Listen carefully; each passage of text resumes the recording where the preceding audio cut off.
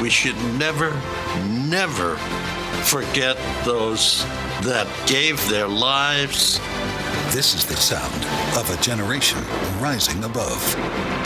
337 for Bravo Fox Papa. We want to be involved in the education of young people so that they can take our aircraft and the stories that our pilots tell and realize their own dreams.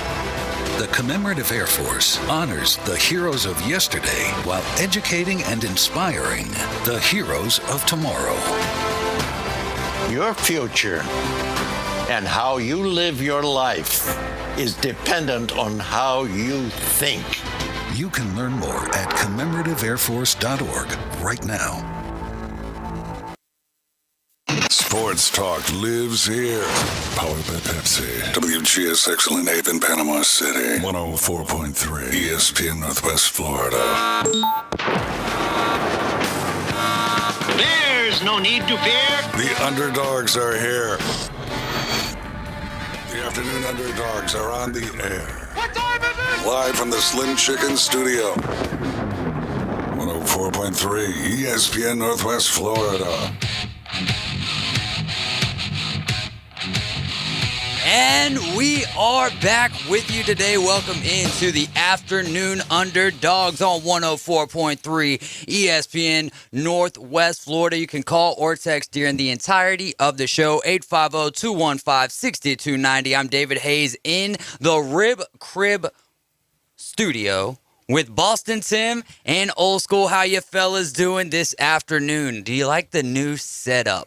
I like it, man. No booms in the face. I love being able to see everything, especially you guys' handsome faces. This is the middle of my day, the best part of my day, I like to think. You know, I get to enjoy the beach all day long at work. I'm very fortunate there, and then I get to come here and hang out with my friends before I got to go home and handle the kids. You know, you can't really beat it.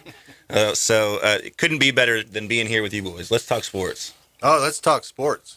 If you turn my mic on. Your mic's on. I hear you, brother. I can't hear. Oh, here you are. Here we are.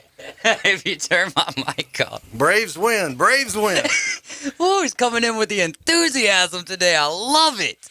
Oh, you know, one of the best things about playoff baseball is that you're on TV and you're on the radio. Right? Yeah. So last night I had the television on and I was listening to the game, the Braves broadcasters on the app, ESPN 104.3 app. And I just loved it because when Freddie hit the ball, they were like, here's a swing and a drive. And what one guy, I don't know which one it was, he's doing the play-by-play.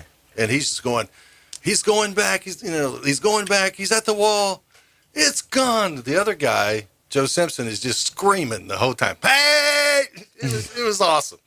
He's just screaming. He's so excited that it's out. It's Freddie. And they were just, the energy out of that radio booth was just, it was so different than the TV. TV, they're just calling the game, but these were the Braves announcers and they were just flying high. They were so excited. I was flying high too as a fan last night. Boston Tim has got to be flying high. Yeah. Look at him with his gold Boston Red Sox uniform on. A chance to be America's team right now, in my opinion, because the team, I don't care if it's National League or American League, if you take down the Astros, until spring training starts, you'll be America's team next year. I absolutely agree with that, and that's all I could even ask for, to be honest with you. If you could just make it to the series, that's it. You're there. Of course, everybody wants to win it, but if you make it, that's fantastic. You know what I mean? And as a true fan, there's obviously the one goal, but that's pretty much the ultimate spot to get to, is to be in the World Series. So, and what a better way to do it than to knock off the trash tros. Oh, yeah. It's not time to just enjoy the game anymore. It's time to get rid of the Astros. It's going to be a really tough series to get over the people that are, the team that are scoring, like double-digit average in runs. It's just unbelievable what they're doing at the plate on offense right now. So it's really going to be hard to not only match them, but to, try to do what the Braves are doing and get the pitching going. You know what I mean? Well, we've got a big first hour ahead of you. Alan Watson will join us on the phone next. In the next segment, talking a little golf, talking about the 46-inch driver shaft that they have allowed, or that they've kind of regulated it to now. Find out his thoughts and opinions on that, and as well as how Phil Mickelson feels about the whole situation. We also have Sam Kavaris, who is a longtime sports reporter out of the Jacksonville area, get his thoughts on Trevor Lawrence. And, of course, how could we not ask him about Urban Meyer? J.C. Shelton will join us with UGA Football Live off of Twitter there, talking Georgia. Big game this weekend against Kentucky. Sam Peebles will break down this series with the Brewers and what's next for the Braves between the Giants or possibly the Dodgers. Any way we can make that series between the Giants and the Dodgers go 7 games? That would be very beneficial to Braves fans. I can't imagine a single fan of baseball that would be disappointed. That. I mean, this is a great matchup between the Dodgers and the Giants. I mean, it's a great matchup. So why not go, a couple more games? And I really don't know why I didn't think it would be a good matchup. Both teams are the 2 best teams in baseball. Yeah. Why wouldn't it be a great matchup? I just assumed that the story was going to continue out as it was, and San Francisco was just going to continue doing what they're doing and obliterating teams. But the Dodgers are the all-star team, and we all know they're the all-star team, and they're not going to lay down for anybody. No doubt about it, man. Been a fun series of baseball. It's the only one, on Defend Your Stance. We asked which series will get to 5 games, and this was the only series to actually get to 5 games. Incredible run throughout the year. 107 wins for the Giants, 106 for the Dodgers. During the regular season. Well, you couldn't ask for a better series than this. And you're going to get a great one, too, between the Braves and whoever it is out of the Dodgers and the Giants. But there's a lot of firepower there. Really excited about the Red Sox and the Astros series as well. You're listening to 104.3 ESPN Northwest Florida. We're streaming live on Facebook, YouTube, and on Twitch, ESPN Northwest Florida. Go search for us there. You can keep up with us at all of those social media sites. We're also with our TV partner, blabtv.com, in the Pensacola area. Big spot at 4:30 tomorrow with Steve Nissom, where we catch up with everything going on in Pensacola high school football and much, much more. You got to download our new app and register. 104.3 ESPN Northwest Florida. The app is just ESPN Northwest Florida. We're about to get into trivia, but before we get into that, old school, I'm going to need a little bit of help with, how about the game last night between the Dodgers and the Giants? Y'all talk a little bit more about that. Well, I got to watch a little bit of it before I passed out on the couch. It was, I don't do well staying up late anymore. And what I was watching Bueller throw, and that guy is just wicked. I mean, he was hitting his spots last night. What a pitcher he is. And I'm just like, nobody going into, how are they scoring any runs against this pitching staff? It's, their pitching staff is superior. And the Giants, I don't know how the Giants are doing it, but they're just 2 really, really good teams going about it a different way. But it's fun to watch. I love watching the Dodgers play because it's like watching an all-star game. You said it earlier in the season. Absolutely. It's like watching an all-star game, and they just come at you in waves. And if the Giants are able to hold on and win this series, tip of the cap to those guys, because to beat the Dodgers, wow. Absolutely. Tough to do. And it's really good to see, and we talk about it earlier in the season before the All-Star break, how you and I especially, and David, of course, and a lot of other people really enjoy old school ball, and we just don't see a lot of it, but you saw a lot of it throughout the season with the Giants. Yeah. They're throwing down bunts, they're making sacrifices, they're advancing guys on the bases, they're putting base runners in scoring position, and that's really what you need to do, especially nowadays when the strikeout rate is so high because everybody's going for home runs. Yeah. And so we saw it just the other day with Boston. They had a great bunt to put somebody in scoring position. Another single is all we needed, and we got it, and that's how we ended up winning the game. Unbelievable. And you see the similarities in the game last night and the entire series thus far, although we did see a little extra bat on the ball with the Dodgers last night, and of course finishing off really strong with that home run with probably who I would say is their unsung hero right now in Will Smith. Yeah, you see, you hear, and you see what Mookie Betts is doing. Right. And you go, God, that guy's, he's got to be the MVP. Really? And then you see another guy steps up, and then another guy steps up, and you're just like, how do you beat this team? How do you beat the Dodgers?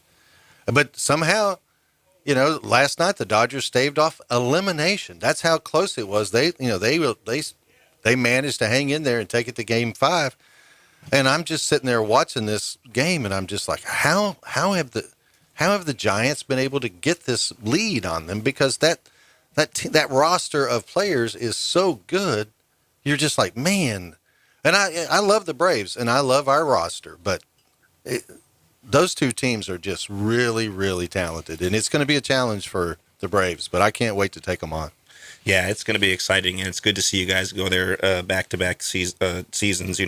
But it's going to be an all-star team either way, whoever you guys take on. But I'm anxious to see Game 5 here coming up the day tomorrow. Actually, I was going to say the day after tomorrow, but it's tomorrow. It's like last night. How do you deal with a team that's not only hitting the ball the way that they are, but then they're starting with a Bueller and finishing with a Joe Kelly? Yeah. And then they're going to have the exact same thing. Their all-star team isn't just on offense. It's their pitching staff as well. Right. And, you got Julio Urias coming up tomorrow. The kid's been unbelievable with like a 1.5 ERA in the playoffs. I mean, it's going to be tough to... And we've talked about this, how, there's a lot of teams that whenever you face a Schuler or different people that are, when they were with a different team, or Scherzer or different guys, you think, okay, we just want to run their pinch count up, work the count, because we want to get to their bullpen. Well, it doesn't do you any good to get to the bullpen for the Dodgers. No. And it doesn't do you any good to get to the bullpen for the Giants. Nope. You just got to go out there and beat them. And that's just going to be tough to do, but I can't wait to take on the challenge. It's going to be exciting. Cannot wait for it. All right, 850-215-6290. Had to get our phone hybrid plugged back up. I was wondering, I'm looking over here, I'm like, I don't see any lights, and we've got a lot of phone guests today, so how's this going to work out? We're going to need that. Merchant Management Group, they could eliminate your fees. And they also help us out with trivia. 850-215-6290. Let's get to the phone lines now and see what we've got. Go ahead. You are on the air.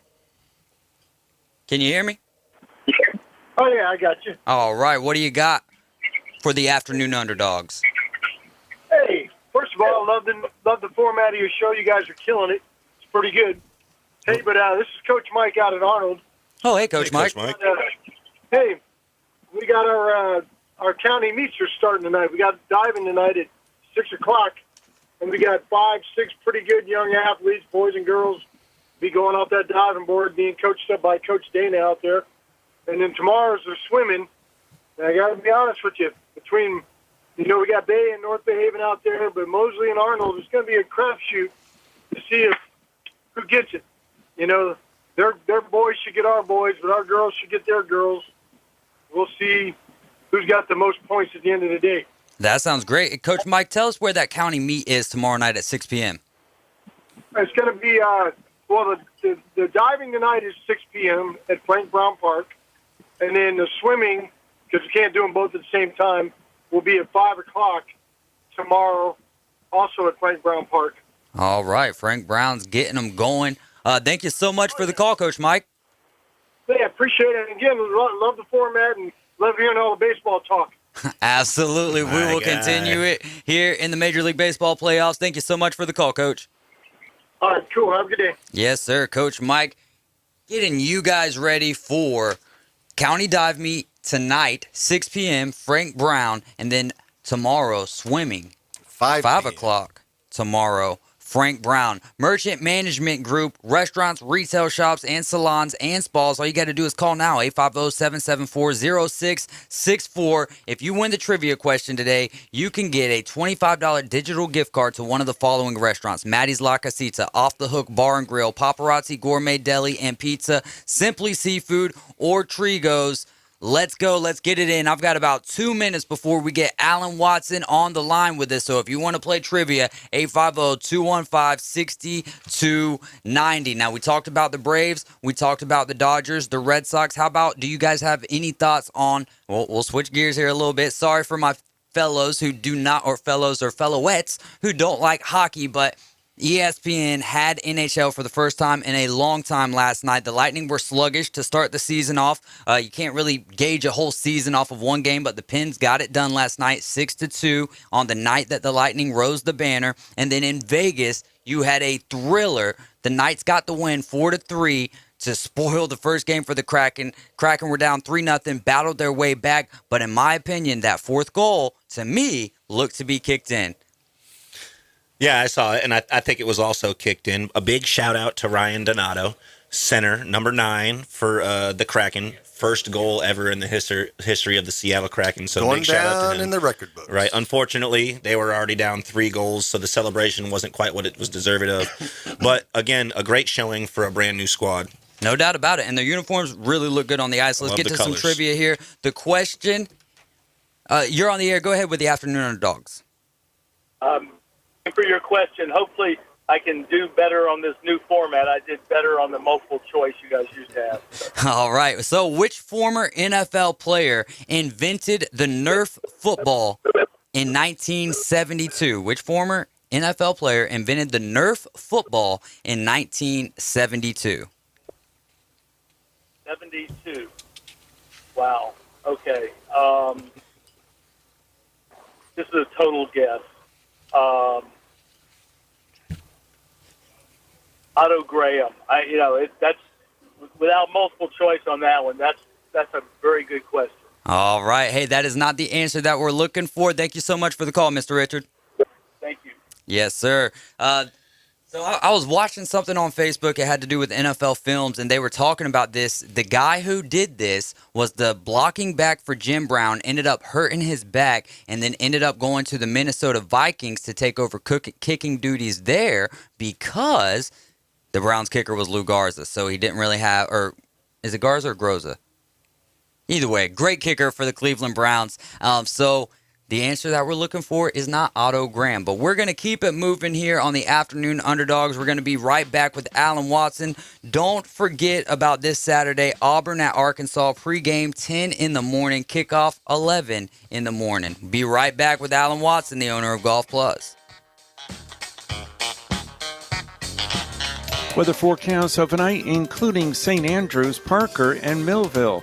Well, it's going to be partly to mostly clear overnight, 65 to 72. Light south winds expected. The sun will be out Thursday and Friday. The high temperature each day about 83 to 89.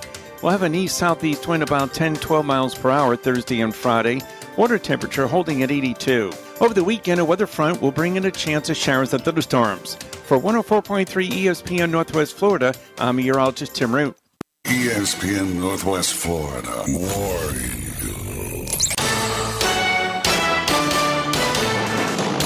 This Saturday, Auburn battles Arkansas in a crucial Western Division clash in Fayetteville. Hand off Bigsby, left guard with a hole. He's into the clear.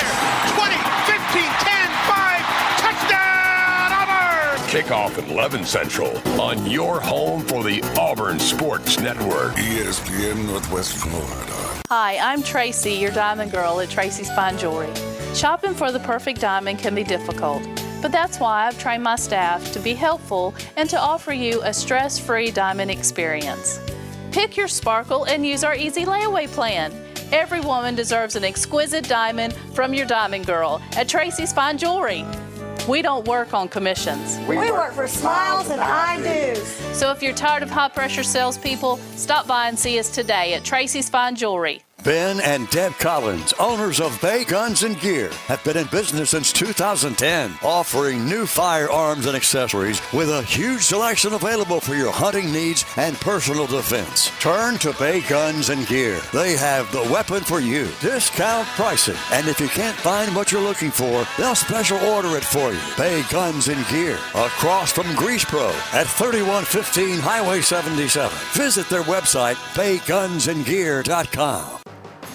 Small business owners of Bay County, are you aware of the recent changes in the credit card industry that could affect how much you pay for credit card processing? With over 30 years experience right here in Bay County, Merchant Management Group is ready to help your business take advantage of these changes and in some cases eliminate all fees for accepting credit card. Other businesses have already made the change. Call Merchant Management Group today to schedule a no obligation appointment. 850-747-0664. When you want a big-time sports show, tune in for the Afternoon Underdogs. I'm going to send you up against the best. Weekdays from 4 till 6. Negative, Ghost Rider. Live from the Slim Chicken Studio. The need for speed. 104.3 ESPN Northwest Florida.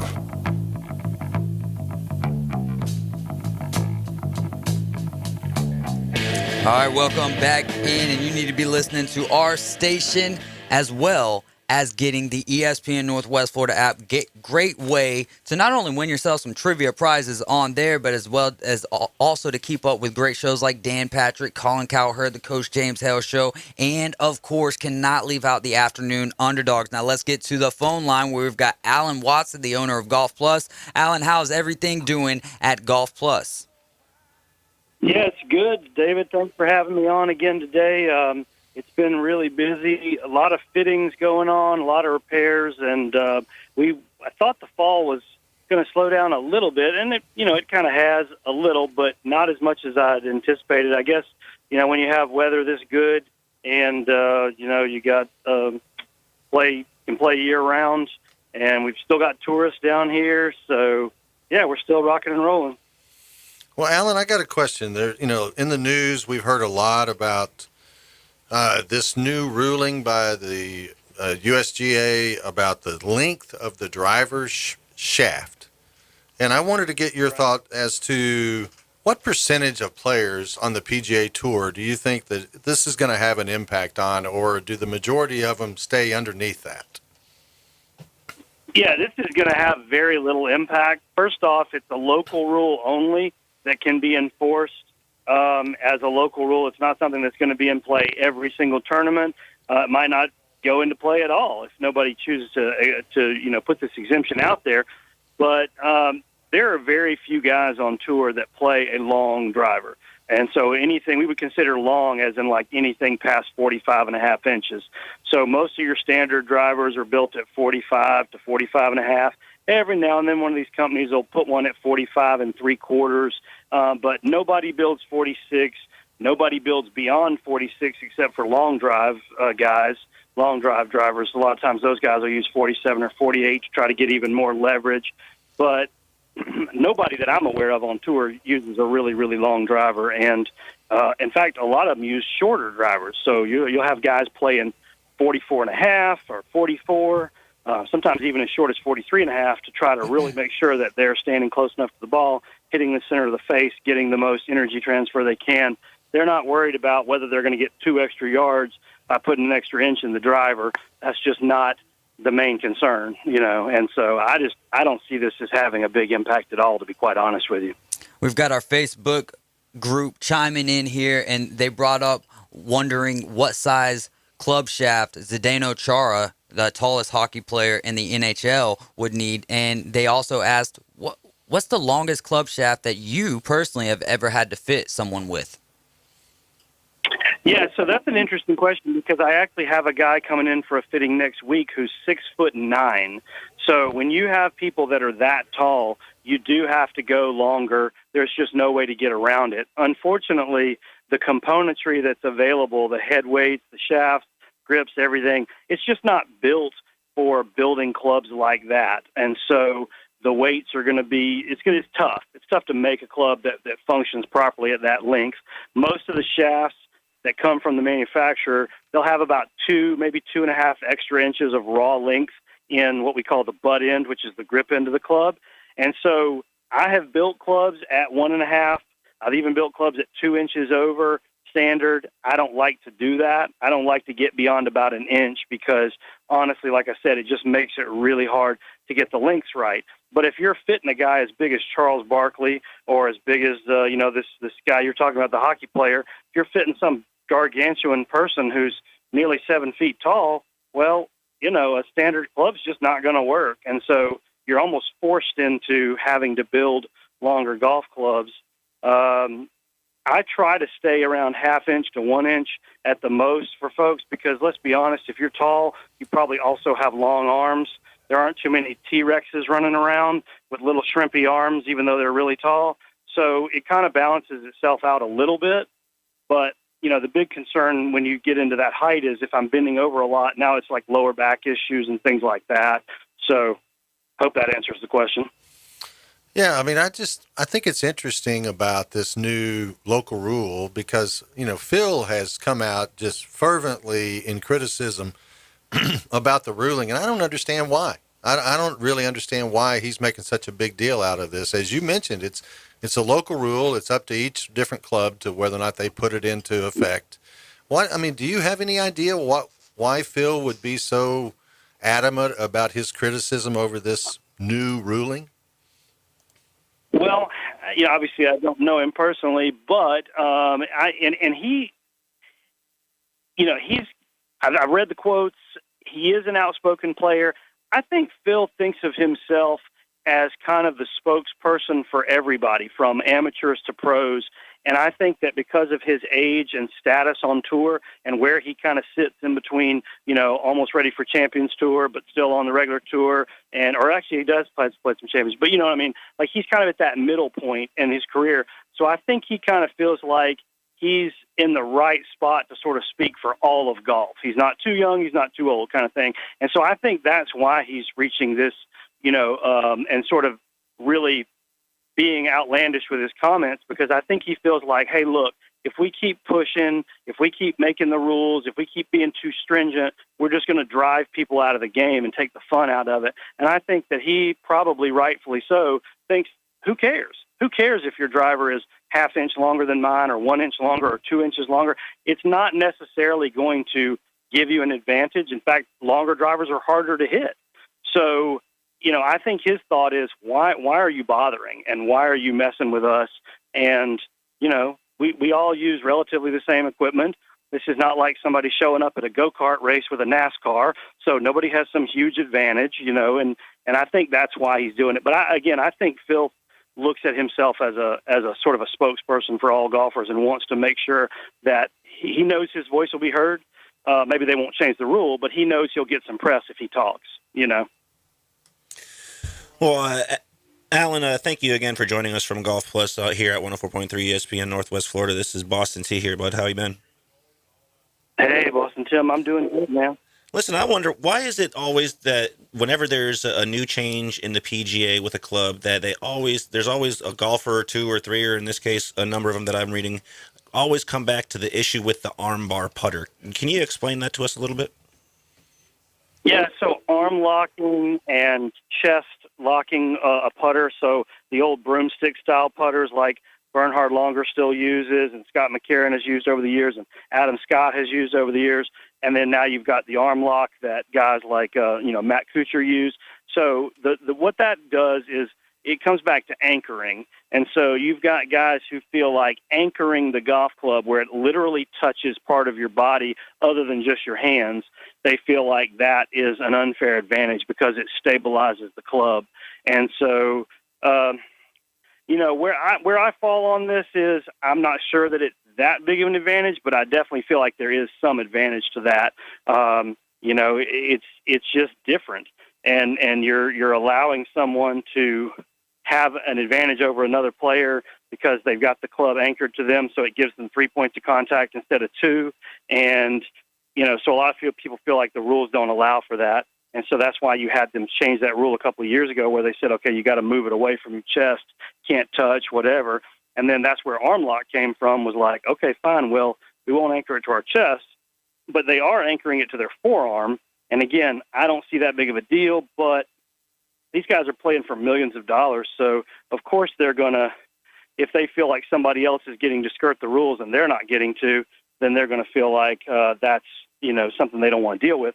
And the other side of that argument is, you can say, well, okay, if they're doing it, why don't you just do it too, if it's really an advantage? Well, anybody that's ever played golf knows that not everything that works for one person works for another. And so it's not a one-trick pony. It's not everybody does it the same kind of thing. And so even though there might be an advantage, if that style doesn't work for me, or something that I'm not comfortable with, then I'm not going to do it. So then it comes, you guys were bringing up the Astros. Then it comes up to the point of like, well, hey, he's cheating. I don't want to do the same thing he's doing, but he's cheating. And so let's get rid of the cheaters. Let's get rid of the rules that help them. And so, that's kind of where all that comes from. Well, Alan, I got one other rules question. And, maybe the greatest golfer of all time, Jack Nicklaus, he's been publicly stating for a number of years that the only way that the USGA or golf is ever going to get control of these distances that players are now hitting it is to impact the golf ball and to dial the golf ball back. Is that something that is really ever going to happen? Because for those of us who don't play for a living, why would we want to dial back, our golf ball? But we all want to play the same equipment or the same ball that they're playing on TV. I just don't see how that is ever going to happen. I just wanted to get your thought on that. Yeah, I don't see them ever changing the golf ball either. I agree with you there. And it's not just because we want to play the same thing the pros play or whatever. I think there's just a big impact in terms of the sales of golf balls. So if I'm selling a product and it does a certain thing, and then I tell you, hey, I'm going to sell you the same product, but it doesn't perform as well, then you're going to be like, well, let me have the old product. I want the one that works. So dialing back distance is not a good idea, in my opinion. Making the golf courses longer is not a good idea. I don't know where Jack's coming from on this, and obviously I think he's more looking at it from the standpoint of, years ago the ball just didn't go as far, and now it goes further, and so it kind of makes the courses look a little silly when guys can hit driver pitching wedge into certain par fives or whatever.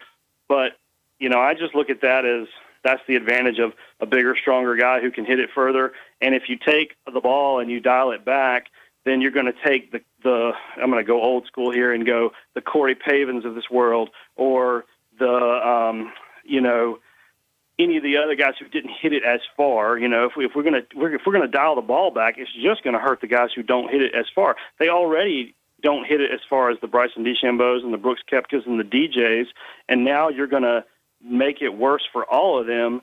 I don't know how that's entertaining at all. I mean, that'd be like backing up the fences in Major League Baseball parks. I mean, we want to see more home runs, not less home runs. And, you back up the fences, it's not going to be as much fun to watch. So that's where I fall on that. And again, I don't see, and I'll tell you this too, I've talked to several equipment manufacturers. They absolutely don't want to dial the ball back.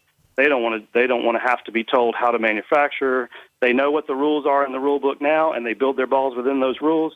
And the last thing they want to have to do is reformulate everything and start all over. That's not something they want to do. Hey, Alan, thanks so much. We're up against a break right here. Look forward to talking to you next week. Thanks for all the great stuff.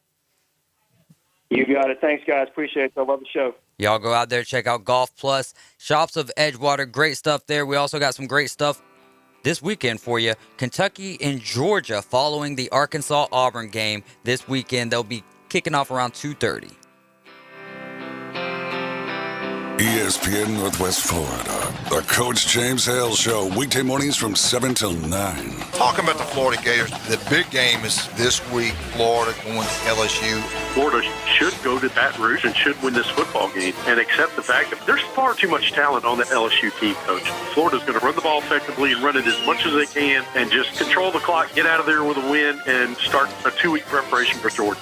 This is a game for Florida, and play a good game. ESPN Northwest Florida. Are you ready for some football? So are the folks at That Boot Store. They have the latest in Western outfits, along with brand names like Wolverine, Timberland Pro, and many others, including Ariat and Old Western for kids. That Boot Store loves the Noles, the Gators, the Tigers, the Bulldogs, and Joe's favorite, Roll Tide. That Boot Store, your team's favorite Western shop, next to Billboard Key on 15th Street. Open Tuesday to Thursday, 9 to 5, Friday and Saturday, 9 to 5:30. Remember what Joe always said, keep Jesus in your heart every day. Bestway Portable Buildings has been in the Panama City area since 1989. They've been here longer than anyone else. The reasons? High quality, reasonable prices, and tremendous service. Stop by and see owner Jason Mulder and let him and his staff help you pick out the perfect building for your home or business. Just down from Harts Marine on North Highway 231. Online at bestwayportablebuildings.com. Member of the BBB. Bestway Portable Buildings. The best in portable, period. Hear that? That's the plumpest, juiciest hot dogs you've ever seen getting their grill on. But we both know what'll make it sound even better. Oh yeah, it's a Pepsi to go with your hot dog. Because when you're chomping on America's favorite meal, relish, mustard, and onions perfectly blending into a crescendo of flavor, there's only one thing that makes everything about that moment better. A cold, refreshing Pepsi. See what I mean? It's like music to my ears. Hot dogs. Better with Pepsi. That's what I like. You know that sound anywhere. It's the crisp crunch of that first nacho chip. With its perfect cheese to sour cream ratio sitting atop a layer of delicious beans, it's a sip away from perfection. That's what we're looking for. Add a delicious, refreshing Pepsi, and we've achieved absolute nacho nirvana. Because while you can pile those nachos high with every spicy, cheesy, savory topping, there's no topping a cool Pepsi finish. Nachos, better with Pepsi. That's what I like. Live from the Slim Chicken Studio. Hot takes, the latest trades, in-depth interviews. That is my reaction. We break it down for you right here. Very big springboard for the rest of my career. The Afternoon Underdogs. That's the problem right there. 104.3 ESPN Northwest Florida.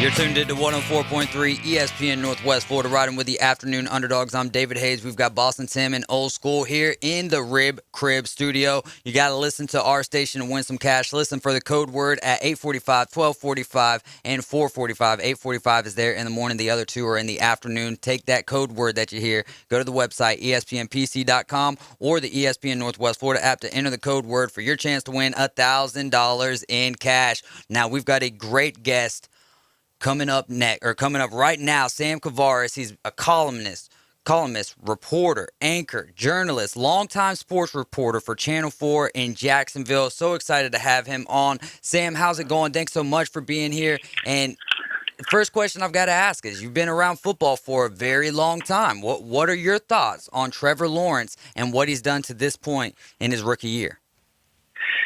Well, the good news is Trevor Lawrence is the best player on the Jaguars. And the bad news is that Trevor Lawrence is the best player. But, no, he's the real deal. He can really play. And,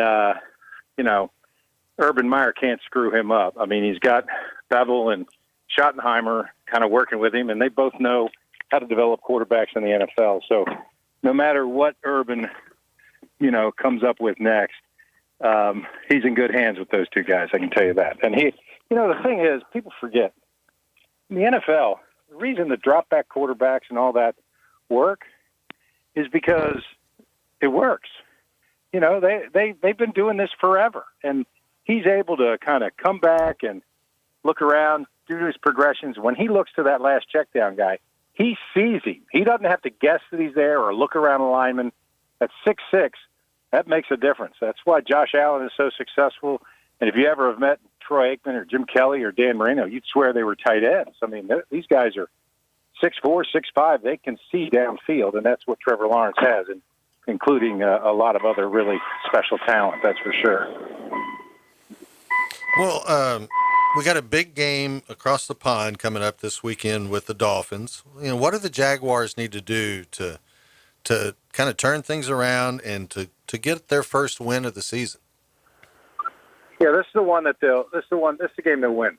In fact, I'm not sure exactly how, but they're going to have plenty of opportunities in this game. If there's a team that's in much disarray as the Jaguars, it would be the Dolphins. And they've got the Jaguars have a solid running back in James Robinson, but what they're missing is a stud wide receiver. Their offensive line still is suspect, and I don't really understand why Urban Meyer looked at the offseason and went, oh, yeah, the offensive line's just fine, because it's not. And Linder may or may not, will not play this week. The question is Tyler Shatley going to be healthy enough? And they'll be missing A.J. Cann again, who's their starting right guard. But, this is a team that needs several things: a thumper on defense, a wide receiver that people pay attention to, and an offensive line that really grows together, because these guys have yet to do that. Well, you mentioned Trevor Lawrence and how good he is, and Urban Meyer better not screw that up. Do you think that Urban Meyer is even going to be a part of the successes of Trevor Lawrence moving forward with the Jaguars? Well, I think whatever get-out-of-jail card he's had, he spent it. And, at this point, things got to go well. I mean, I think they'll win this week, and I think it might be the only game they win all year. Wow. And then, they'll have to show some significant improvement next year. But I was totally shocked when Shad just said, he's going to re-earn our trust and blah, blah, blah, blah, blah. You got to suspend the guy for at least a week for all that. I mean, and the thing that I'm the Hall of Fame voter for Jacksonville. I had a lot of contacts around the league, and everybody called me and said they didn't care about the girl. They didn't care about any of that. They were like, he didn't fly home with the team? Mm-hmm. And I said, no. They said, we never even heard of that. And you need to get back to Cincinnati so bad. Fly home with the team, go to the stadium, get in a limo, have them take you to your private jet that takes you back to Cincinnati. But don't just let the team go back after getting them to 0-4 in front of national television on a Thursday night. I mean, that but it shows you the kind of hubris that guy has. He thinks that, he's infallible. And that's the issue with people like that. When they're winning and they're successful, there's not much you can say to them because, winning cures all. But when they're not, they continue to act like that, and you look at them like, really? What's the matter with you? I love that. I mean, you're hitting the nail on the head, no doubt about it. Everybody's kind of all up in arms about the girl, and from the family perspective, I totally get that. But the problem is you're the head coach of a team in the National Football League, right, and you're not only not with the people you said you were going to be when you stayed home from that flight, but you're not with your team, which is what you're getting paid to do. That's insane. What a way to put that, Sam. Thank you so much. Okay, so you're at a place that's got your name on it. It's your bar. So, obviously you're the star when you walk in there. And having lived a high-profile life for all of my professional career, if I was in a bar like that and some girl came up and started doing that to me, one of my friends would have walked over and said, hey, get out of here. And then they'd have looked at me and said, hey, what are you, stupid? Yep. And I'd have said, no, I'm drunk, because that's what Urban was. And he should have just admitted that he was drunk and, apologized from there. But all this go round about this and that, Shelley and blah, blah, blah. Turns out that he actually knows that girl. Oh. I thought there was a little bit too much familiarity there. So, I mean, in terms of, I just want to look at him and go, really? Like, dude, what is the matter with you? I spent a long time in the PR world, and I just wanted to, do these teams in the NFL, do they not take their head coach and give him some training about how to address the media, what the pitfalls are, or even their players? Because you just see again and again the coaches and players making just really bad decisions out there because no one has told them about how to get out of a situation. Right. Well, you can talk about 22-year-old young guys like that, and there is Herman Edwards has one little day with the rookies when they come in. But I mean, come on. Urban Meyer's been the head coach at major universities, won national championships, at Florida and of course at Ohio State. I mean, he's been around the block. He knows what's going on. The amount of kind of gall that he has and the disdain that he has for people around him, particularly the media. He has no respect for the media whatsoever. I'll tell you a funny story. Of course, as you guys mentioned, I've been around media here for just over 43 years. And so I've known Tim Tebow since he was 11. Wow. I mean, I've known him forever. He still calls me Mr. Kavaris, which is hilarious to me. But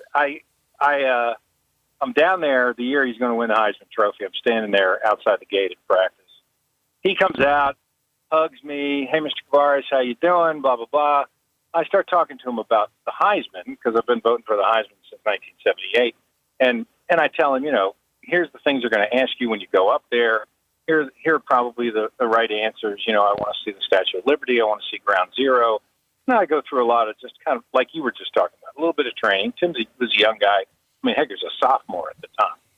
So Urban steps out off the field and into the front, and he looks at me, and he says to me, "Who are you?" And Tim's standing there with his arm around me. And I go, "Hey, Coach, I'm Sam Kavaris. I've worked in North Florida for 30 years, and I've known Tim since he was a kid. Covered him in high school and obviously when he's here. So pleasure to meet you in person, by the way. I've been to plenty of press conferences. He looks at me and he goes, well, Sam, you're welcome here anytime. I was like, yeah, like I need your permission. I mean, dude, this is my job, right? I mean, this is the whole deal. We cover the university. They give me friends. I wanted to say all that, and he walked away. And the guard there, who obviously used to watch me on TV, looks at me and goes, F him, talk to me anytime, you're good.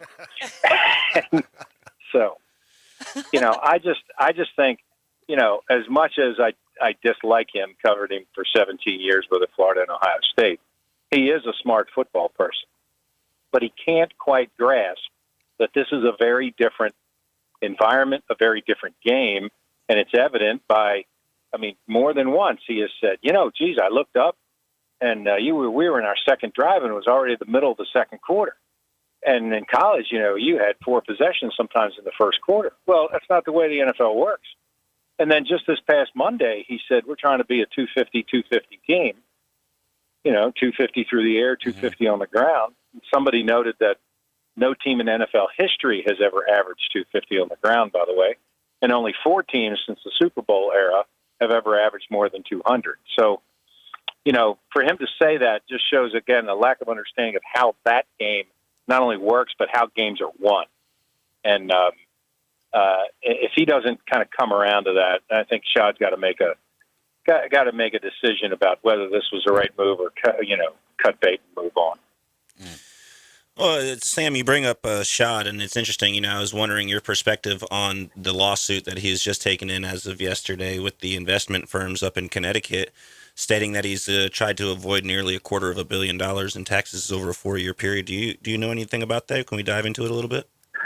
No, I don't know anything about that specifically, but I do know that when Shad first bought the team and came to light, he was in line to buy the Rams, and at the 11th hour, Stan Kroenke stepped up as a minority owner and had the first right of refusal and bought him right from under him. Goodell said, look, when the next team comes up, you're it. And sure enough, Wayne Weaver put his team up for sale the next year, and they made a deal with Shad. But when that happened and Shad kind of came to light as a prominent American immigrant who really has made it, there were a lot of people that came out of the woodwork to say he owes me money, he does this, he does that. I guess when you get to be, right now, I think Forbes listed him Sunday as the 300th richest person in the world. When you get to at that level, somewhere along the way, people aren't going to like what you did and what you've said, and whether it's taxes or business deals that you've made. You're going to have people coming out of the woodwork. I do know that the day that he bought the Jaguars, people threatened him with some sort of, tried to avoid paying $60 million in taxes. He wrote a check to the IRS that day and then appealed it after that and eventually won. So it was interesting that, having a cocktail with Shad, saying to him one day, so explain to me how do you pay somebody $770 million? You write them a check, or you bring a semi full of cash. How does that work? He said, well, I wired 660 to the league, and then they distributed among the owners. He said, and then I wired another 110 to the league to pay the debt service off. And I said, so you had 770 just laying around? And he said, well, I was preparing to buy a team. I said, because then you bought Fulham in the Premier League for $400 million. So you had like 1.1 laying around? He goes, well, I was, he's a pretty funny guy. I mean, he went to the University of Illinois. He's an SAE. I mean, he's just kind of a regular guy who was brilliant and hit on the right things and has made a lot of brilliant business moves. But there's going to be people coming out of the woodwork, and avoiding taxes, I guess, is one of the kind of hobbies that most wealthy people have. Wow, what an amazing segment. We're actually out of time, Mr. Kavaris. Thank you so much for coming on with us. I would love to have you back on in the future. Very funny, Timmy. I would love to get you back on with us in the future. That was a very fun segment. Anytime, guys. Love to talk, and hope you're well. Stay safe over there. Thank you so much, y'all. That was Mr. Kavaris, Sam Kavaris. He's a legend in Jacksonville, and there's no understatement there. Wow. Very Channel 4 blessed. News. Check Channel him out. 4. Well, just blessed to have him on the air with us. Awesome. We're going to be right back here in a couple of seconds. We're still playing trivia, 850-215-6290. Don't forget about the Chargers and the Ravens this Sunday, 11 a.m. pregame, 12 o'clock kickoff. Weather forecasts overnight, including St. Andrews, Parker, and Millville. Well, it's going to be partly to mostly clear overnight, 65 to 72. Light south winds expected. The sun will be out Thursday and Friday. The high temperature each day about 83 to 89. We'll have an east-southeast wind about 10-12 miles per hour Thursday and Friday. Water temperature holding at 82. Over the weekend, a weather front will bring in a chance of showers and thunderstorms. For 104.3 ESPN Northwest Florida, I'm meteorologist Tim Root. 104.3 ESPN Northwest Florida. Right now is your chance to win in the Grand Slam of Cash. Your code word is... Rich. Enter the code word at ESPNPC.com or play on the ESPN Northwest Florida app. 2 ways to play this national contest. I just won $1,000 in cash. 104.3 ESPN Northwest Florida. Football season is here, and the party is at Pineapple Willie's with all the big screens and speakers right at your table. Plus, with NFL Ticket, Pineapple Willie's has all the games, so you can watch the game you want. Dive into buckets of beer for the table and get half off on select appetizers every Saturday and Sunday in the football viewing area. Football and Pineapple Willie's go together like Tom Brady and winning. Pineapple Willie's, just let go. Pineapple Willie's, you can just let go. You wake up late, rush through your shower, run out to the car, and the garage door won't open. Oh! Don't let this be you. Get your garage door service today. At All About Garage Doors, we offer 24/7 service at no extra charge. Call us today for our single torsion spring replacement for $199 or our double torsion spring replacement for $299, both with a 2-year parts and labor warranty. Call All About Garage Doors, 850-842-9188. Veteran owned and operated. 104.3 ESPN Northwest Florida are proud members of the Panama City Beach Chamber. We'd like to welcome the newest members to the Beach Chamber. Cork Run Reverie, Counts Realty, Cindy Morehouse, Fatty Patty's Cakes and Cafe, Panhandle Sparkle Bins, TNT Street Food LLC, and Unique Skincare Spa. Congratulations from the area's only sports radio station, 104.3 ESPN Northwest Florida. The mission? Your mission, should you decide to accept it. Save the Panhandle from boring cookie-cutter radio. Now back to the Afternoon Underdogs. Live in the Slim Chicken studio. The state will self-destruct in 5 seconds. 104.3 ESPN Northwest Florida.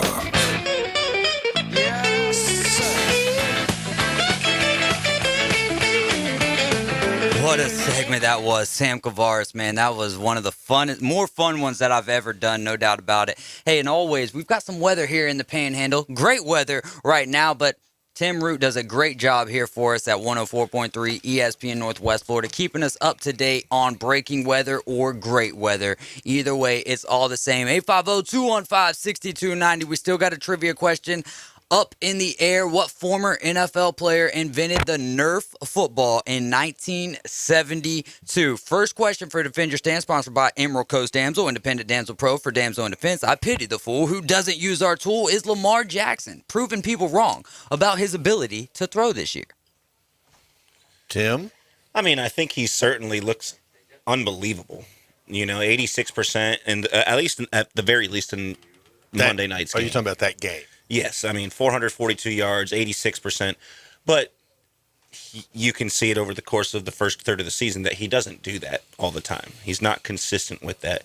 I will say, however, that he is a smart decision maker as far as being a quarterback goes. I don't feel like he sits in the pocket long enough, but when you're as mobile as he is, why would you? You know what I mean? Quick break in the action here real quick. We'll get back to your answer. Get back to Old School's answer as well. Jackson State Jeff, you're on the line playing trivia with the Afternoon Underdogs. Do you have an answer for the question of what former NFL player invented the Nerf football in 1972? Jackson State Jeff, are you there?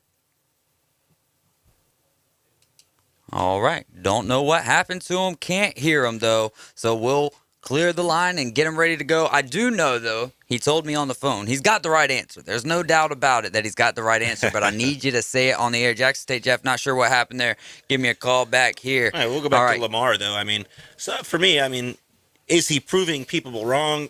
I think he's who we all think he already is. Yeah. I don't think that one in particular big game, which is a great game for him and a huge game for the company, for the Ravens themselves, I don't think that differentiates who we already know he already is.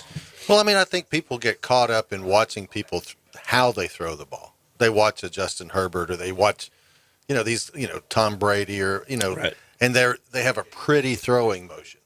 He doesn't necessarily have a pretty throwing motion, or it comes out of his hand a little funny. It's a little different, but it's spiraling and it's going where he's looking. Right. And the main thing is he's throwing it where he needs to throw it, and the guys are able to catch it.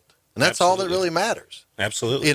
I remember way back in the 70s, the Washington football team back then, it was called by a different name, had a guy named Sonny Jurgensen. Yeah, old Sonny. And then his backup was a guy named Billy Kilmer. And that guy threw the ugliest ball you've ever seen. I don't think he ever threw a spiral in his entire career. But he won.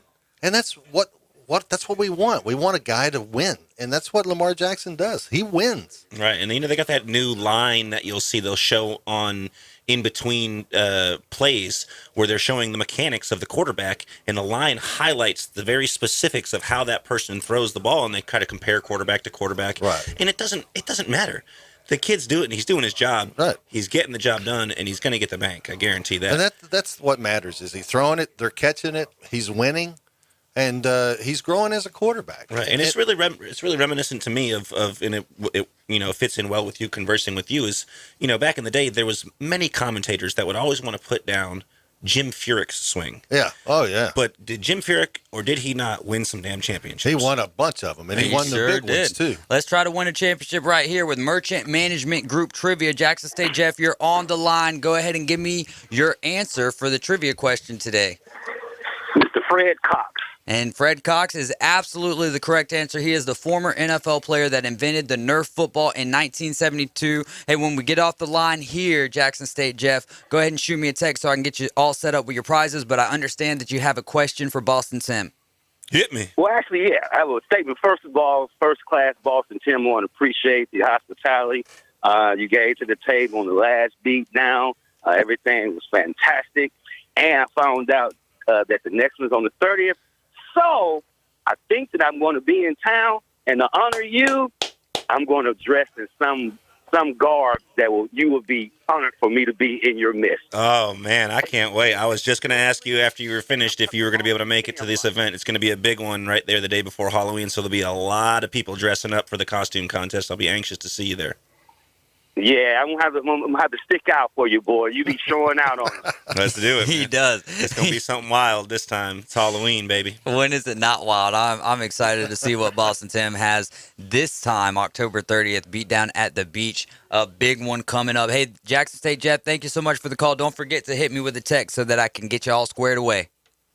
Thanks, sir. You guys keep it going. Absolutely. I love Jackson State Jeff. Always a great time here in the Rib Crib studio. So have we both answered the question to Lamar Jackson? I got through my side a little bit more specifically, but I could only imagine we agree relatively closely. Anyway, talking about Lamar Jackson, and if people, are really getting on and noticing his ability to throw the ball. Yeah, I think people have given up the concept that he needs to be a running back. I think they've realized that he's in a good spot. Yeah, maybe, and it's again, according to the team that drafted him, that was the right place for him to go. They've done a great job of developing him, and that's all that matters. It doesn't matter what the rest of us think. What matters is, does his owner and does his general manager and head coach and his players like him as a quarterback? I think they're ecstatic to have him as their quarterback. That's all that really matters. Absolutely. And like I said, his ability is going to get him the bag, as the kids say nowadays. He's going to get a very, very lucrative contract coming up very soon.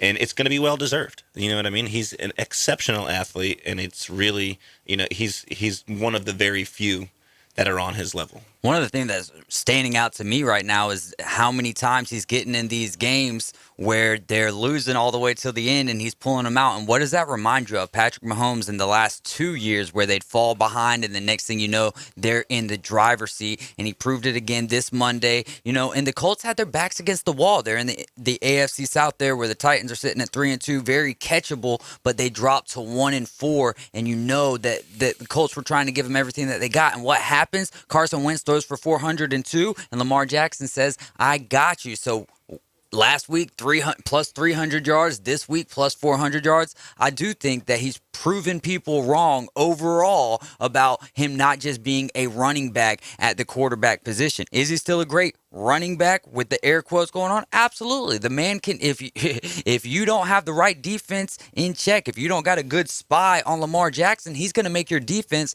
look absolutely silly. And it's great to see him coming along this way because look at the AFC right now. Yeah, you still got Mahomes, but where is he at compared to Herbert, compared to Allen, compared to Lamar Jackson? So 104.3 ESPN Northwest Florida. That's what you're listening to right now. Riding with the Afternoon Underdogs. We're going to be right back with the second hour of the show coming up next. And we got the Seahawks and the Steelers on Sunday Night Football coming at you live Sunday night at 6:30. 104.3 ESPN Northwest Florida is your home for the NFL. Unbelievable! We bring you the biggest games every Sunday, Monday, and Thursday night. Touchdown! Your every bone-crushing hit right here. The NFL is brought to you locally by Certified Gearhead and Motorsports, home of the $30 synthetic oil change across from Pete Edwards Field. You did what? 104.3 ESPN Northwest Florida.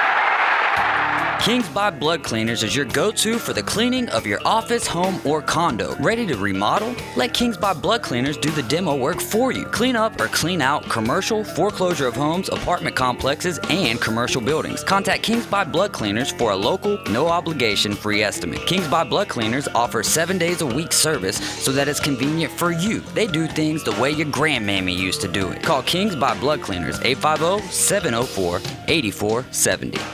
Coram Steak and Egg, home of the world-famous Heavenly Hash, has been family-owned and operated since 1986.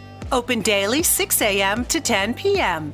Coram Steak and Egg prides itself in offering fresh, never-frozen favorites at family-friendly prices. Come in and check out our daily lunch and dinner specials. Coram Steak and Egg at 804 South Tyndall Parkway, where you never leave hungry. Also available on DoorDash and Grubhub. Ben and Deb Collins, owners of Bay Guns and Gear, have been in business since 2010, offering new firearms and accessories with a huge selection available for your hunting needs and personal defense. Turn to Bay Guns and Gear. They have the weapon for you. Discount pricing. And if you can't find what you're looking for, they'll special order it for you. Bay Guns and Gear, across from Grease Pro at 3115 Highway 77. Visit their website, baygunsandgear.com. Download the ESPN Northwest Florida app. Powered by Pepsi. WGS Excellent Haven, Panama City. 104.3 ESPN Northwest Florida. Have you ever thought about flying an airplane? It's not as difficult as you may think. Simply call Island Air Express. They are a family-oriented flight school who cares about the student pilot progression and more of a one-on-one flight training school. Island Air Express can help you celebrate your birthday by taking you on a birthday flight. Let Island Air Express show you the world from a different view by taking you and your family across beautiful Panama City Beach. Call Island Air Express at 850-814-6407 or visit their website at islandairexpress.com. The next evolution in sports talk radio. It's the Afternoon Underdogs. Inside the Slim Chicken studio. 5, 4, 3, 2, 1. Make it so. 104.3 ESPN Northwest Florida.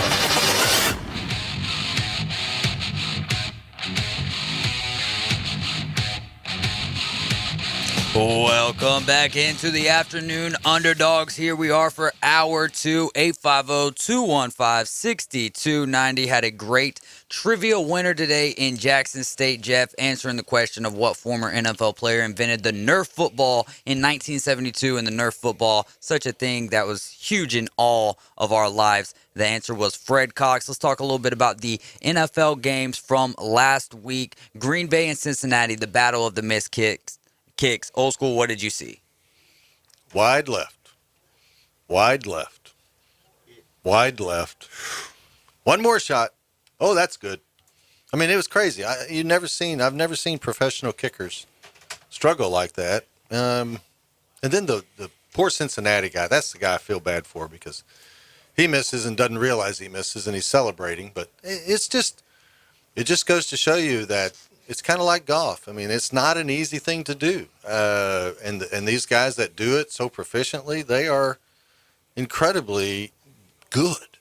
But it's a mental thing, too. You miss one, you start getting in your head, you start thinking about your mechanics, and then from there, you just got to go back to the fundamentals. And it's just a strange situation that sometimes, and it's contagious.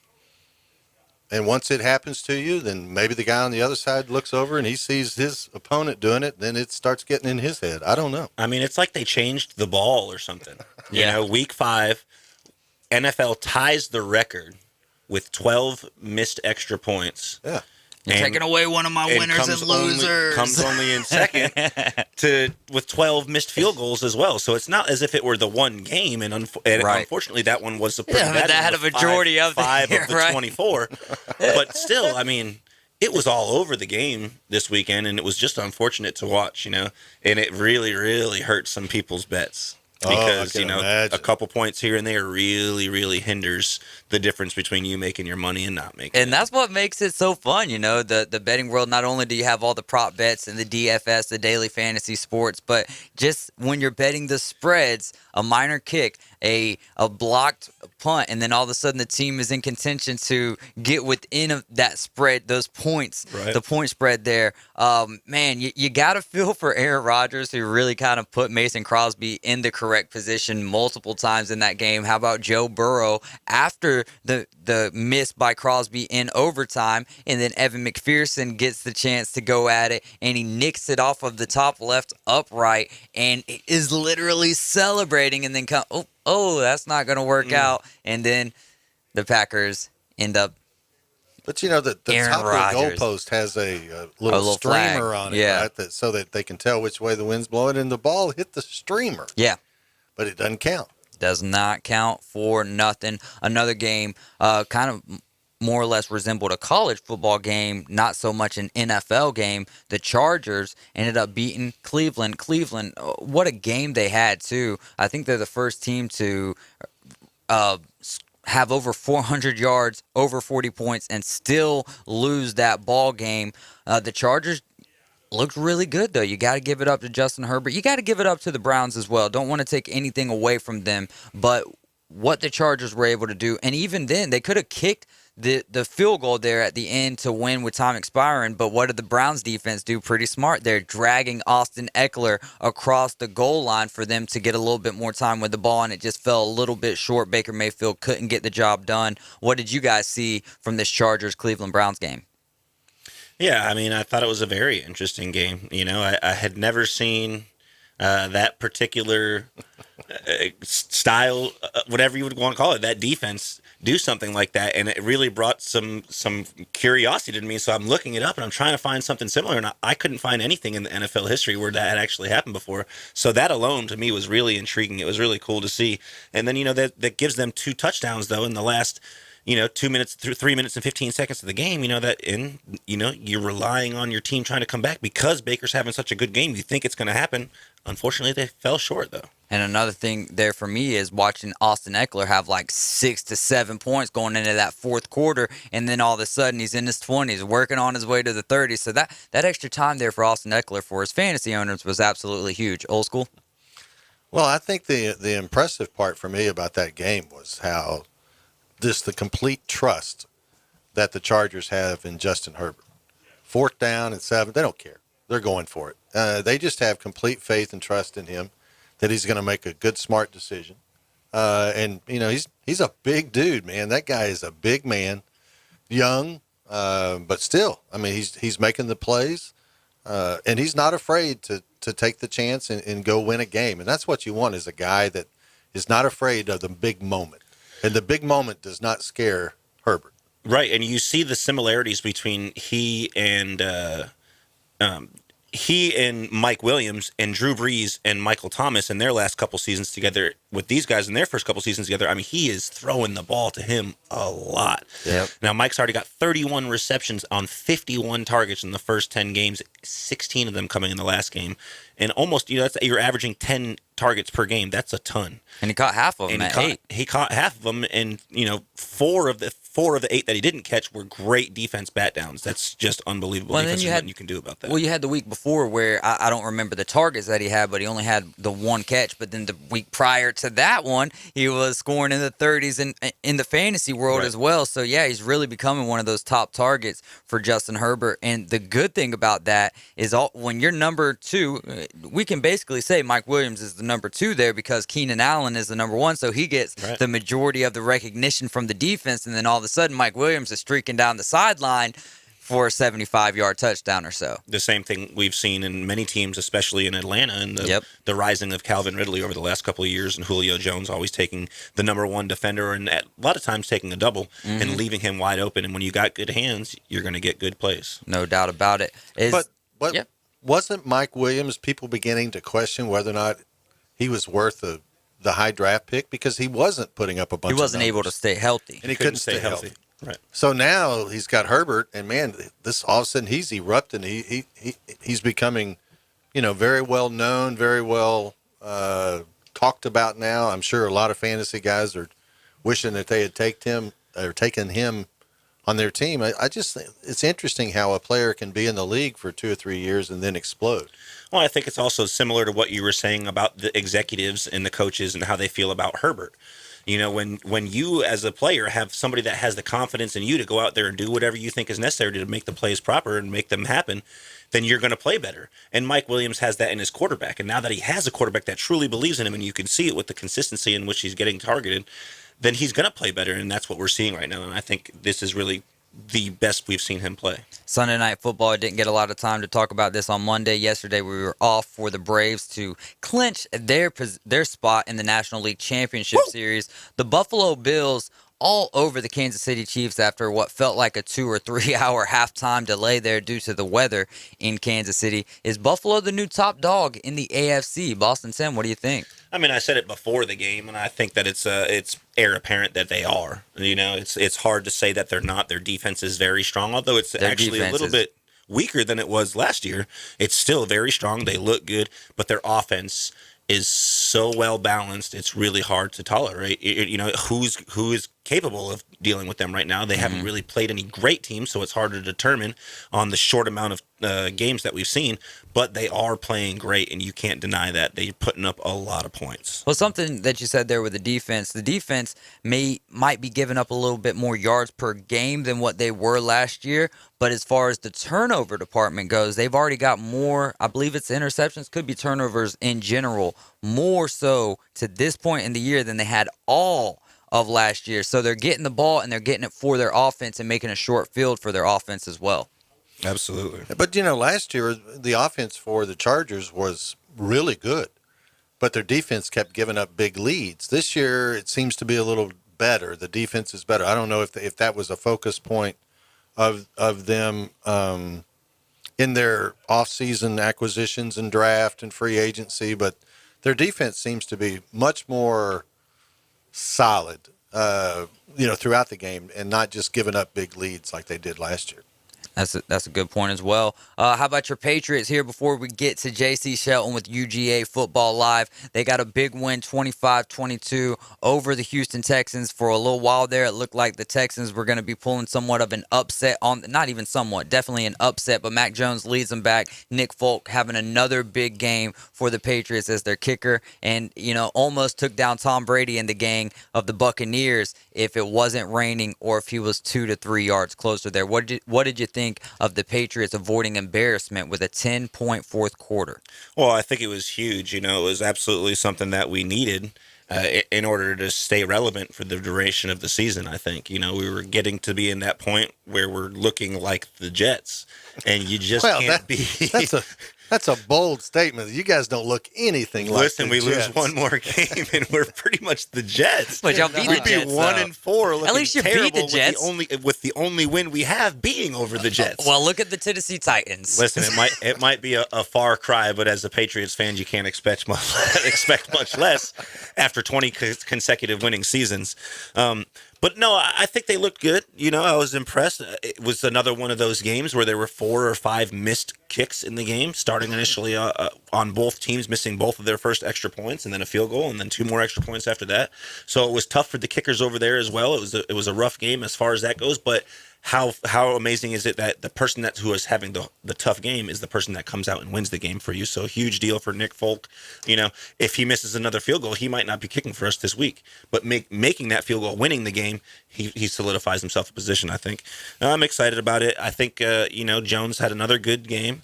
He's throwing for another 231 yards. He's looking good. I still don't think they're giving him the opportunity to take any big pass attempts downfield, but we'll see it improve as time goes. Riding with the Afternoon Underdogs right here on 104.3 ESPN Northwest Florida. About to get J.C. Shelton on the line talking some Georgia Bulldogs ahead of their big game with the Kentucky Wildcats. Auburn, Arkansas, 10 o'clock in the morning on Saturday for the pregame, 11 a.m. kickoff. And then tonight, after the Afternoon Underdogs, we're going to have Tiger Talk with Brad Law and Andy Burcham. Weather forecasts overnight, including St. Andrews, Parker, and Millville. Well, it's going to be partly to mostly clear overnight, 65 to 72.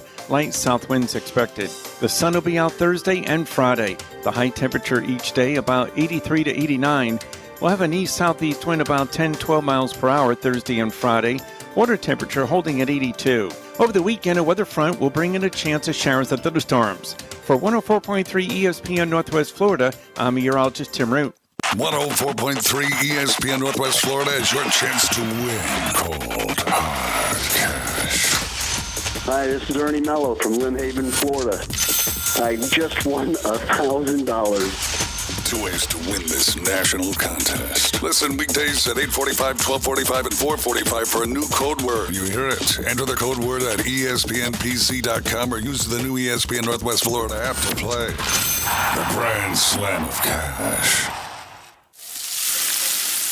We know that juicy, cheesy, grilled to perfection burger sounds amazing, but it does sound like something is missing.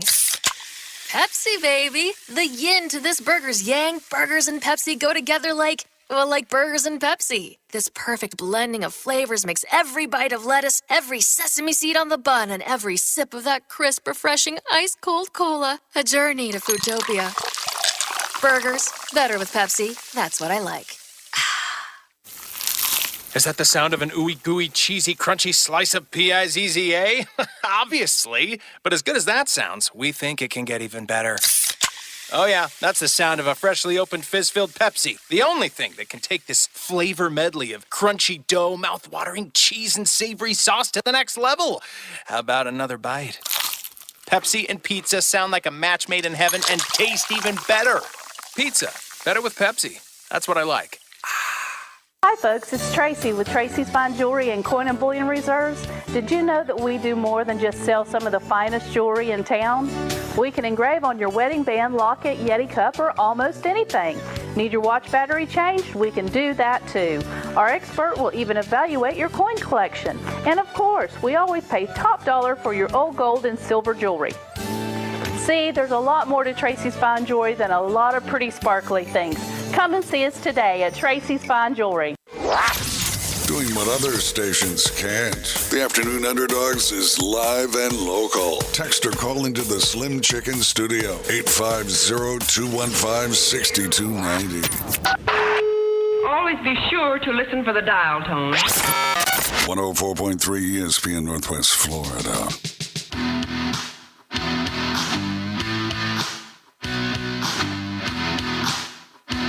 Welcome back into the Afternoon Underdogs right here on 104.3 ESPN Northwest Florida. You got to listen to this station to win some cash. Listen for the code word 8:45 a.m., 12:45 p.m., 4:45 p.m.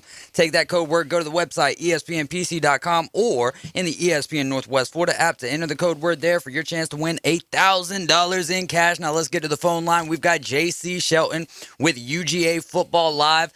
Big win for the Bulldogs and Jordan Hare. What did you see from the offense from the Dogs in that ball game? Hey, man, so good to be on. Stetson Bennett came in and really did what we expected. He controlled the ball. He made the throws when he needed to. Freshman receiver Ladd McConkey, SEC Freshman of the Week, had 135 yards on 5 receptions. He's really emerged as a threat for Georgia with the injury to receivers right now. And, a couple of guys didn't even make the trip. Jermaine Burton, who is slotted as a starter, he went out on practice last week and didn't make the trip to Auburn. Then on the other side of the ball, Amir Speed, starting cornerback, didn't make the trip because of an ankle injury. So Georgia's even dealing with more injuries than it had before, and we were already dealing with a lot of injuries headed into it. I think 12 guys missed last week, and you really couldn't tell with how Georgia played. That defense is once again just suffocating teams, absolutely suffocating. That team, this Georgia defense, is averaging 4.3 points allowed per game. Now, the record is 7 in a single season. So watch out for Georgia this week against the Kentucky offense that has had trouble putting up points against good defenses this year in the SEC. But Georgia overall looked really great last week, and they're headed into a hostile environment, not really on the road, right? Kentucky is coming into Sanford in Athens. It's going to be different than last year. Georgia and Kentucky 14-3. Georgia says it's one of the most physical games it plays each year. But this year in Sanford, I think it's going to be a little different, and that defense is going to feed off the crowd noise. Well, we were talking about injuries. What's the latest on JT Daniels? Is he closer to getting back, or is this Stetson Bennett's team now? So Kirby Smart spoke on that on Monday, and he said that, JT is progressing. He is getting better, and he's taking more reps. And Kirby Smart always preaches if you don't practice, you don't play, right? The more you practice, the better chance you have at playing as a starting position there.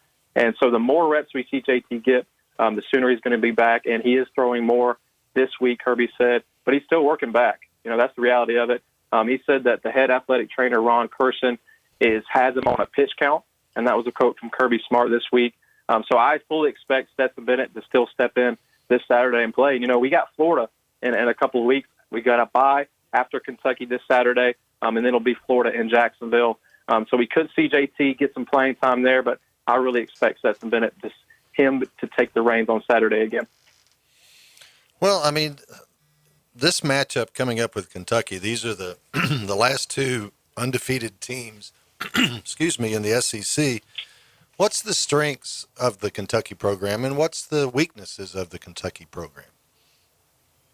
Yeah, interesting part there that it's 2 6-0 teams in the SEC East for the first time since the SEC split into 2 divisions. So interesting stat there. But I will say that, Kirby Smart and his staff and also the players, and even Alabama and their players speak about how physical Kentucky is. They say it's a physical game, the most physical game they play each year. So really look for that this year. Georgia's had a couple of years straight. We had a rainy game here in Sanford a couple of years ago that was a hard-fought defensive battle. And then last year, 14-3 Kentucky, like I said earlier. So really look for a physical game. Offensive, defensive lines are where it's going to get done. And Georgia has been good on both fronts there. The highest-graded defensive line, according to Pro Football Focus, Georgia has. We know about that defense and what points they're giving up. On the offensive side of the ball, they are missing Jamari Salyer, and he went out during the game. Now, Kirby Smart said he could have came back, and that's the starting left tackle, preseason All-American. Hasn't given up a sack in 4 years of Georgia football, which is incredible. But Broderick Jones did come in and play well for him. I'm not sure if we're going to see him this Saturday. He's been in a non-contact jersey this week, but he has gotten some reps. So we'll see if he gets to start Saturday. But I think this game is definitely going to be one in the trenches. And Georgia, that defensive line is playing out of its mind right now. We know Jordan Davis up front. Jordan for Heisman are what the Georgia fans are trying to go for right now. Trayvon Walker, Devontae Wyatt, Jalen Carter, those guys are playing really incredible. But Kentucky's strength, I would say, is really just this run game. right? Chris Rodriguez leads the SEC leading rusher, right? Had 140 yards against UGA last year. And then Wandale Robertson on the outside for the Kentucky offense leads the SEC in receiving. Now, the only thing here is Will Levis. He has done some good things for Kentucky this year, but he is injured. He is prone to throw a few picks here. 6 interceptions in 6 games against Florida, which is really a defense that most stacks up to Georgia. When you look at Kentucky's schedule, what they've played this year, he was 7 of 17, 87 yards, a touchdown, a pick.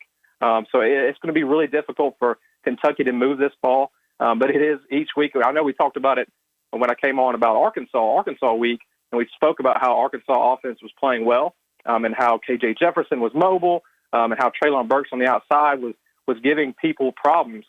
And then Georgia just absolutely shut them guys down in Athens. And I think this crowd and this defense really go together. And this defense really feeds off this stadium environment in Sanford. And I really expect to see some of that again this week against Kentucky. One of the biggest things that has been going on with Georgia this year is what you kind of led off with in the injuries. And one of the biggest injuries to Georgia was George Pickens, who has been the wide receiver. Last week we had Ladd McConkey go for 5 receptions, 135 yards, and 2 touchdowns. Who has been the biggest receiver to try to fill those shoes of Pickens this year? It's almost been by committee, which has been really interesting, right? We had Brock Bowers, the freshman tight end, who still leads the team in receiving. He came on the scene early in those first few games. And then also, Kearis Jackson, when he has the chances in the slot, he can make some slash plays with bubble screens and such, but he's not really strong on the outside, right? So then we see Ladd McConkey. He's getting matchup issues. But I really think it's the tight ends for Georgia, beyond Ladd McConkey and his emergence last week. But now as Georgia gets back these receivers, Marcus Rosemy, Jack Saint, Kirby Smart is optimistic about him playing this week. Now he's a starter on the outside, a big body guy who can catch. And then also Jermaine Burton is slotted to get that playing time as well this Saturday, who missed last week with an injury. So the Georgia's receiver room is getting more healthy, but I think it's really the tight ends here because we had Darnell Washington, the 6'7", 250. We saw him post up against an Auburn defender last week and get the PI call. There's not much you can do against a guy like that if you're a defender, right? He's just a matchup problem from anyone. So really just look at these tight ends when Georgia plays Kentucky and watch how Todd Monk and the OC really gets these guys involved. Yeah, I really like the tight ends there, but I enjoy the freshmen on the team on both sides. You've got really good kids emerging. One, of course, you just discussed there with Ladd McConkey, who has a really interesting story that he had no Power 5 conference offers at all until about 2 weeks before signing day, and the only offer that he got was from Georgia and you guys. Otherwise, he was going to go to Chattanooga. I thought that was very interesting, and I hope to see him really continue to break out throughout the season. But I'm really interested to talk a little bit, if you will, about Keeley Ringo, the cornerback that you guys, who's a true redshirt freshman that's breaking out, leading the SEC in passer rating allowed. Can you talk about him a little bit?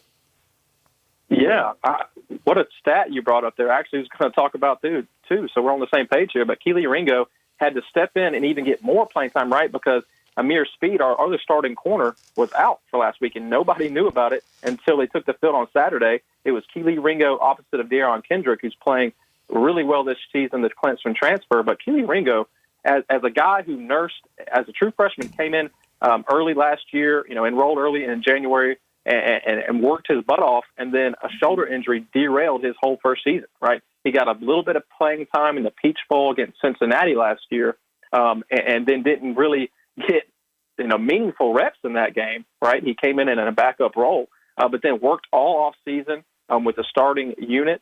And Kirby Smart has spoken just about how smart he is as a football player. His football IQ is out the roof. He's a strong guy. He's fast, 6'2". He's got size.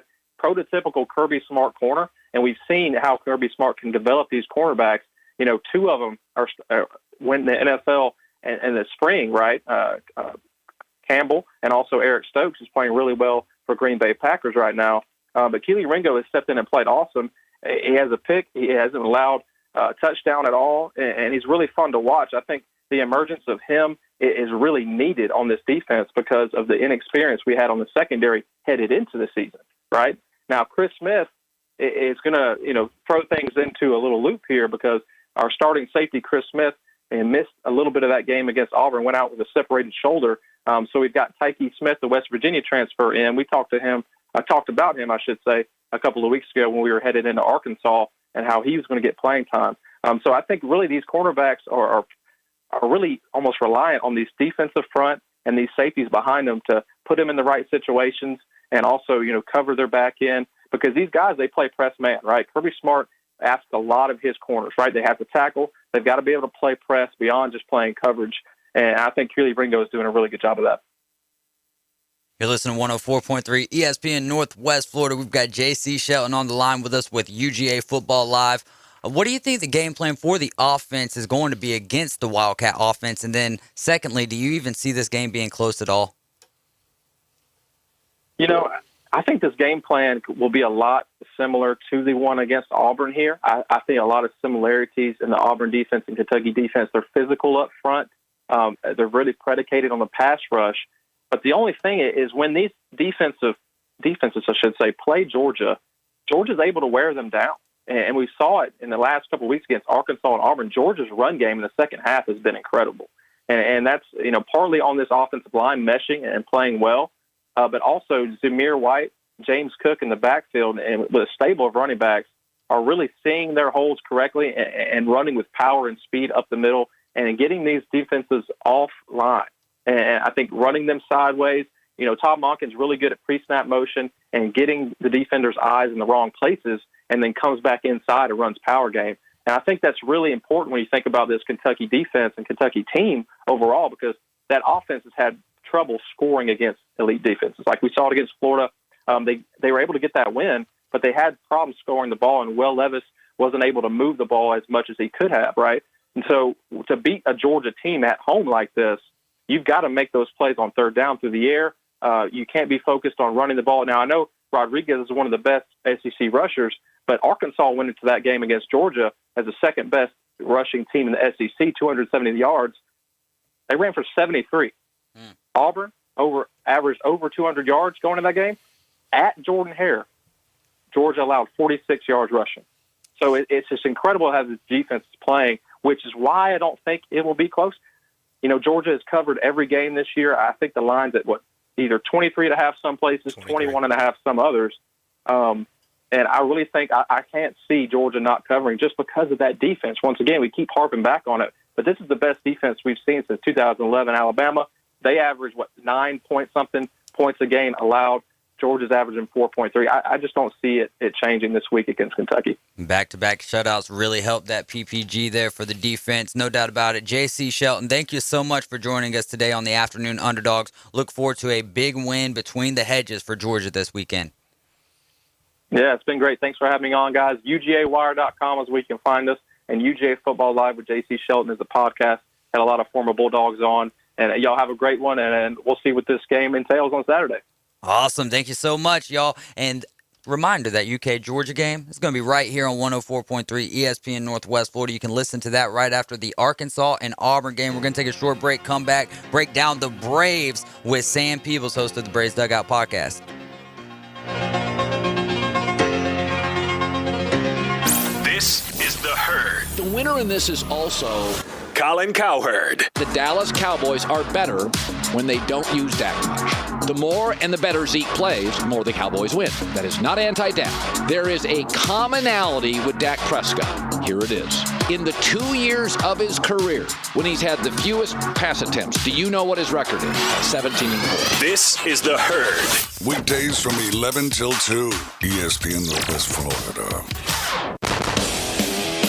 It isn't easy following your own path. Being different requires great confidence. Bill Bird Kia invites you to stop by and see why everyone is talking about the 2022 Kia Soul. You can take a test drive and cruise in confidence. Right now, you can get $750 cash back on the purchase of a new 2022 Kia Soul. You'll get all-around good looks with an off-road inspired balance of comfort, style, and technology. The 2022 Kia Soul is a marvel of adaptability. It's peace of mind you can trust. Your local community dealer, Bill Bilberg Kia is the home of that 20-year, 200,000-mile warranty. Stop by and see us at 2435 East 15th Street or anytime at BilbergKia.com. We make car buying easy, and you'll enjoy the way we do business. Cashback offer from KMA on the purchase of a new 2022 Kia Soul for well-qualified buyers. Cannot be combined with finance or lease offers from KMF.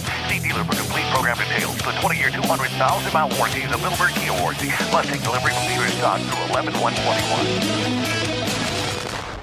Los Rancheros has been doing it right for 20 years. Los Rancheros brings a top-shelf dining experience to you with the opening of their beautiful new building. Watch all college and pro games on Los Rancheros' 14 large-screen TVs with great drink specials daily from 2 to 5 and during all the games. Los Rancheros, the place for live sports and great food on 23rd Street between Jenks and Harrison.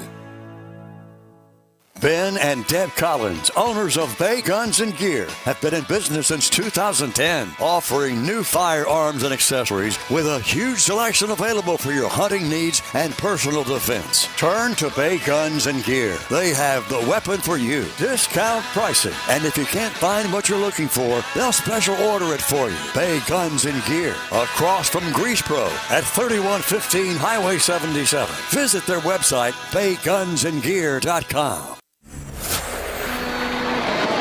Tyndall Air Force Base to the Hathaway Bridge. We are live and local. It's the Afternoon Underdogs, live from the Slim Chicken Studio. 104.3 ESPN Northwest Florida.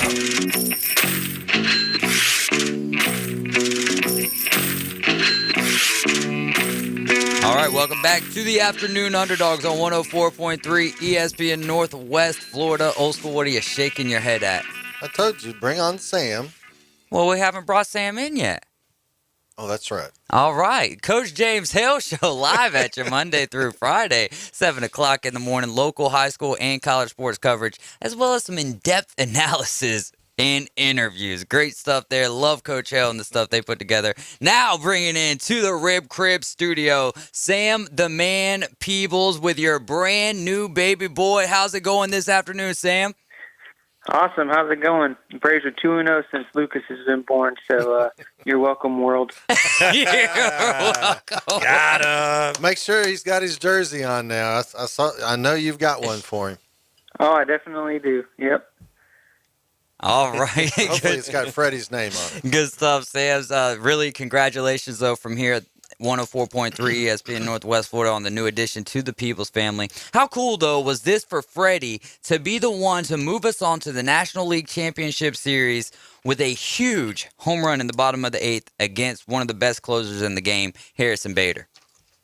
Oh, man, that was fantastic. I mean, Josh Hader has had one of the best seasons from a pure statistical standpoint since Craig Kimbrell. I mean, Craig Kimbrell with the Braves, rather.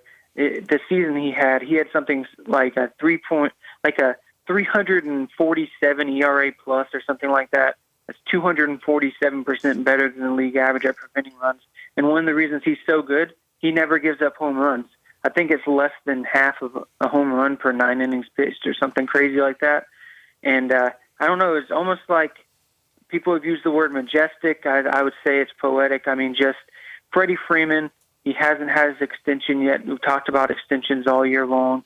And he just kind of stapled it that, hey, I'm the man. You know, you need to bring me back. And it was just a thing of beauty. Break out the checkbook.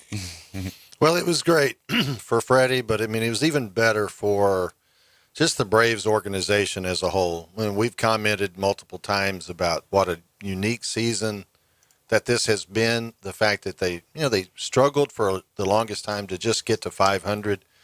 But then after the trade deadline, and they got Soler and all these guys, but then, the other day it was like, oh no, because we got the news of Soler going with COVID, not going to be able to play, not even going to be able to be on the roster.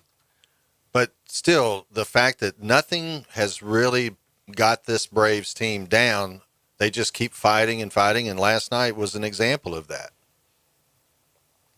Oh, yeah, absolutely. It's been fantastic. I would say, all these past few years for the Braves have been a lot of fun, but this one has been just a roller coaster in a good way. I mean, we were at a point where, like, man, if we just get to 500 and if we could just win the division, that would be a win for this season with how things have gone. And then, we're facing the Brewers. You might actually have a shot of beating the Brewers, beat the Brewers in 4. I mean, anything, honestly, at this point is just icing on the cake, and I'm loving every second of it. The only downfall is that certain guys like Ronald Acuna and Mike Soroka, even though they're part of the team, really can't be on the field or experience it with them. And that's sad, but it just goes to show how good the front office is to recognize what they need and to fix the problems that they had that they weren't expecting to have.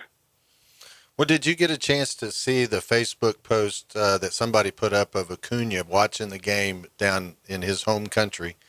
And when they struck out the last guy, Acuna was screaming and screaming. It was just really cool. Even though he wasn't there physically, he was there with them as a teammate, even though he was, in a different country. Right. I love that. And I felt kind of bad because in college I loved Spanish, and I had no idea what he was saying. So as soon as I saw that video, I was like messaging everybody I knew that knew Spanish. I'm like, what is he saying? What is he saying? But he was telling the Brewers, go home. Go home. That was pretty cool. Very cool. Very cool. That is some good stuff. Sam, what would have you done differently? Even though that they won the series, what would have you personally done differently in this series if you were the manager of the Atlanta Braves? Well, two things really stuck out to me this series is Ozzie Albies. He is a super aggressive hitter, and he's one of my favorite players on the team, don't get me wrong, but against right-handed pitchers, he does not need to be batting third. If it's a right-handed pitcher, move him out of the 3 slot. It makes zero sense. And then when Soler was out, why did you put your 7th or 8th worst hitter batting first? That did not make any sense at all. So Ozzie Albies against righties, do not put him in the 3 spot against a right-handed starting pitcher. Makes no sense. Sure, he got a few hits, but you know who would have got even more hits? Guys like Eddie Rosario or John Peterson, guys that are hitting right-handers like crazy, It would have resulted in more runs, and that was the issue. They weren't scoring runs. They were preventing the other team from scoring, but they weren't scoring a ton of runs. And the other thing that didn't make a whole lot of sense to me is in Game 4, and it's funny because a lot of people asked this like before the game started. We knew that Morton was coming in on short rest, so we knew he wasn't going to be pitching a ton of innings. So the question was, okay, well, who do you bring in after Charlie Morton? And some people suggested Ynoa, which they did. And I was like, that doesn't make any sense. The Brewers are terrible at hitting the curveball. Why would you go to a guy that his main 2 pitches are not curveballs? Oscar Ynoa has never been in a situation like this before. He sure might be a good relief pitcher, but why didn't you throw in Drew Smyly in there? Sure, Drew Smyly had some terrible outings, but he also had some great ones. And what he's excelled at is the first time through the order and his curveball. He's an excellent curveball thrower, and he excels the first time through the order. If you would have thrown him in there, there's a much higher probability that the Brewers would not have scored those 2 runs. Fun fact, too, while we're talking about it, the Braves fans and people across MLB have talked about how the Braves bullpen is not that good. Well, guess what? The Braves only gave up 2 runs to the Brewers from their bullpen in this entire series, and both runs were charged to Oscar Ynoa, who isn't even a relief pitcher. He was a starter that they brought in. So I just want to give some kudos to the Braves bullpen. They did an excellent job. And again, Sam Peebles, thank you for joining us from the Braves Dugout podcast here on 104.3 ESPN Northwest Florida's Big Boston T here. I was reading up on, David Sampson had the Nothing Personal podcast that he's on every week, and he had some high praise for your pitchers and saying that, Max Fried, Charlie Morton, Ian Anderson are probably the best remaining pitching staff in the playoffs, and combined with the strong bullpen, you can't really sleep on the Braves regardless of who they're going to be facing in the NLCS. Now, that's great praise from a former president of the Miami Marlins, but I'd like to hear the opinion of somebody that really knows baseball in you, Sam. Well, that's so awesome that you brought him up because he used to be on, I don't know if you knew this, but he was on Survivor. And I commented on one of his posts one time. I was like, hey, who knew that he was on Survivor? And he messaged back and said, 10 minutes of fame, a lifetime of regret or something like that. Because he got voted off on like the first day. It was great. But anyways, yeah, I agree with that. I would say really the stiffest competition rotation-wise is that the Braves' top three are probably the best, but beyond that, their depth is kind of thin. So if you look at the full rotation, the Dodgers have a slight advantage, and so do the Giants, just because they're pure depth. But if you look at, okay, you've got Charlie Morton and Max Fried pitching lights out. Ian Anderson has proven that even though he's not super flashy, he doesn't give up runs. I would say they've got the best top three so far, at least since the beginning of September till now. They do have the best top three remaining. The biggest question mark is after those three, are they going to continue to pitch guys on short rest? Or what's going to happen in a 7-game series when they've got to pitch someone on the fourth day? That's a good question, Sam. And all I need you to do is just get out your cell phone, call Snit, work it out with him, and I'm sure you guys can come to some kind of resolution that we will all be happy with. I wish that was possible. I truly do. But I wanted to ask you about this strange play that happened in the game where there was a pop-up. The Brewers catcher went to try to catch it. It popped out of his glove. The third baseman dives and supposedly catches it. He was on fire last night, though. You do got to give Urias the credit last night. It was a great play, but the ball definitely hit the ground. Have you ever seen a play like that? And then the crazy rule that because it was not out of the infield, it couldn't be reviewable? Yes, I'd never seen anything like that. And a lot of times on a bunch of rules, like we had the thing that had to do with the ground rule double a few days ago that blew up on social media. The thing for me is most of the time, if the rule's there and it's a fair rule to both teams, it's always there. Who cares? It's a rule. Yeah, it's a weird rule, but it's a rule. I mean, it's fair for both teams. This situation right here, what is the point of replay if you can't use it in certain situations, or if you can just cherry pick when you can use it and when you can't? That makes no sense. So you're telling me you can review it out past the infield, but if it's in the infield you can't? You gotta bring back to the logic of the why. Like, why is this rule in place? To me, the why doesn't make any sense. There is no like, oh, this is why. That's why they do it. There's no why that makes any sense to me whatsoever. And thank goodness that did not change the outcome of the game in a negative way. And it's odd because you rarely see a play like that, but we have seen a play like that happen before, and it affected a World Series game. And, while the three of us probably won't recall it, I'm sure old school remembers when it happened to Pete Rose in 1980 in Game 6 of the World Series at Veterans Stadium. Easy money for old school. He was thinking about 1901. He was probably there. Well, I mean, to be honest with you, Rose actually caught that ball. He did, right. But to be honest with you, I think that was probably the biggest momentum swing in the game. And I'd like to think, maybe you view it the same way. But the crowd, they went nuts after that, and it brought some life to the Braves for sure. Yeah, it did, and also I found it interesting that d'Arnaud brought it up in his interview that fired up the dugout like crazy, the way the fans reacted to it. So, I mean, it was a big moment in the game. It's so weird that they couldn't review it. I mean, why even have instant replay if the crew chief can't say, I want to see this. I want to make sure I get the call right.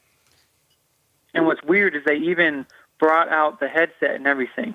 But the explanation was there's some confusion on the rule on which can be reviewed and which can't. But still, I mean, so you're telling me this can't be reviewed, but you reviewed it anyways.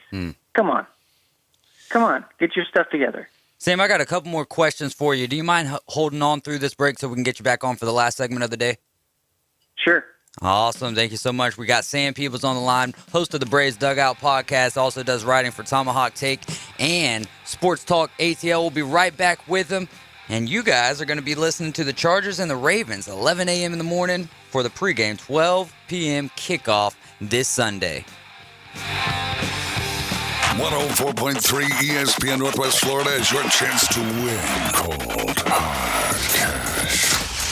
Hi, this is Ernie Mello from Lynn Haven, Florida.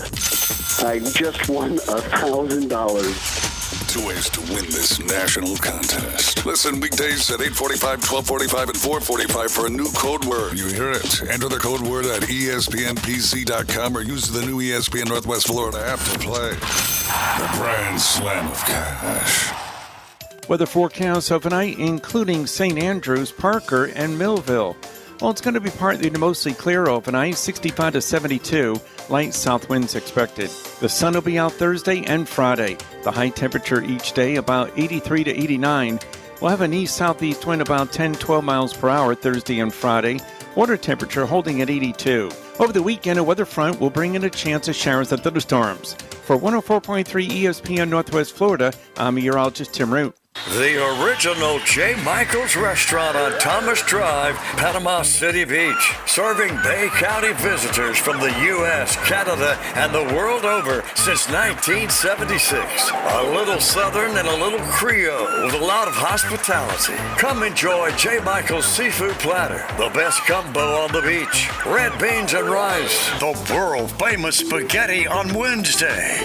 3210 Thomas Drive, J. Michael's Restaurant. There is a cat overpopulation issue in the Panama City area, and these cats suffer so many hardships and illnesses, it's heartbreaking.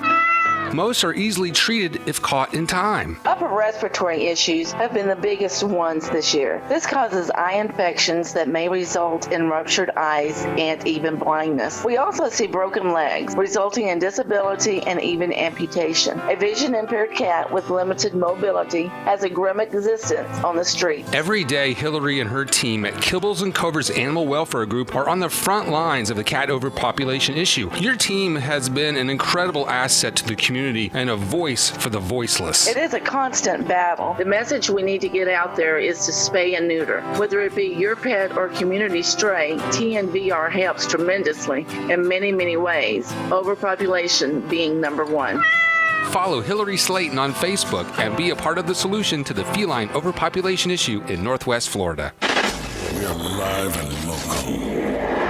From Camp Helen State Park to the historic Martin Theater. Definitely time to let our hair down and have some fun. It's the Afternoon Underdogs. Live from the Slim Chicken Studio. 104.3 ESPN Northwest Florida.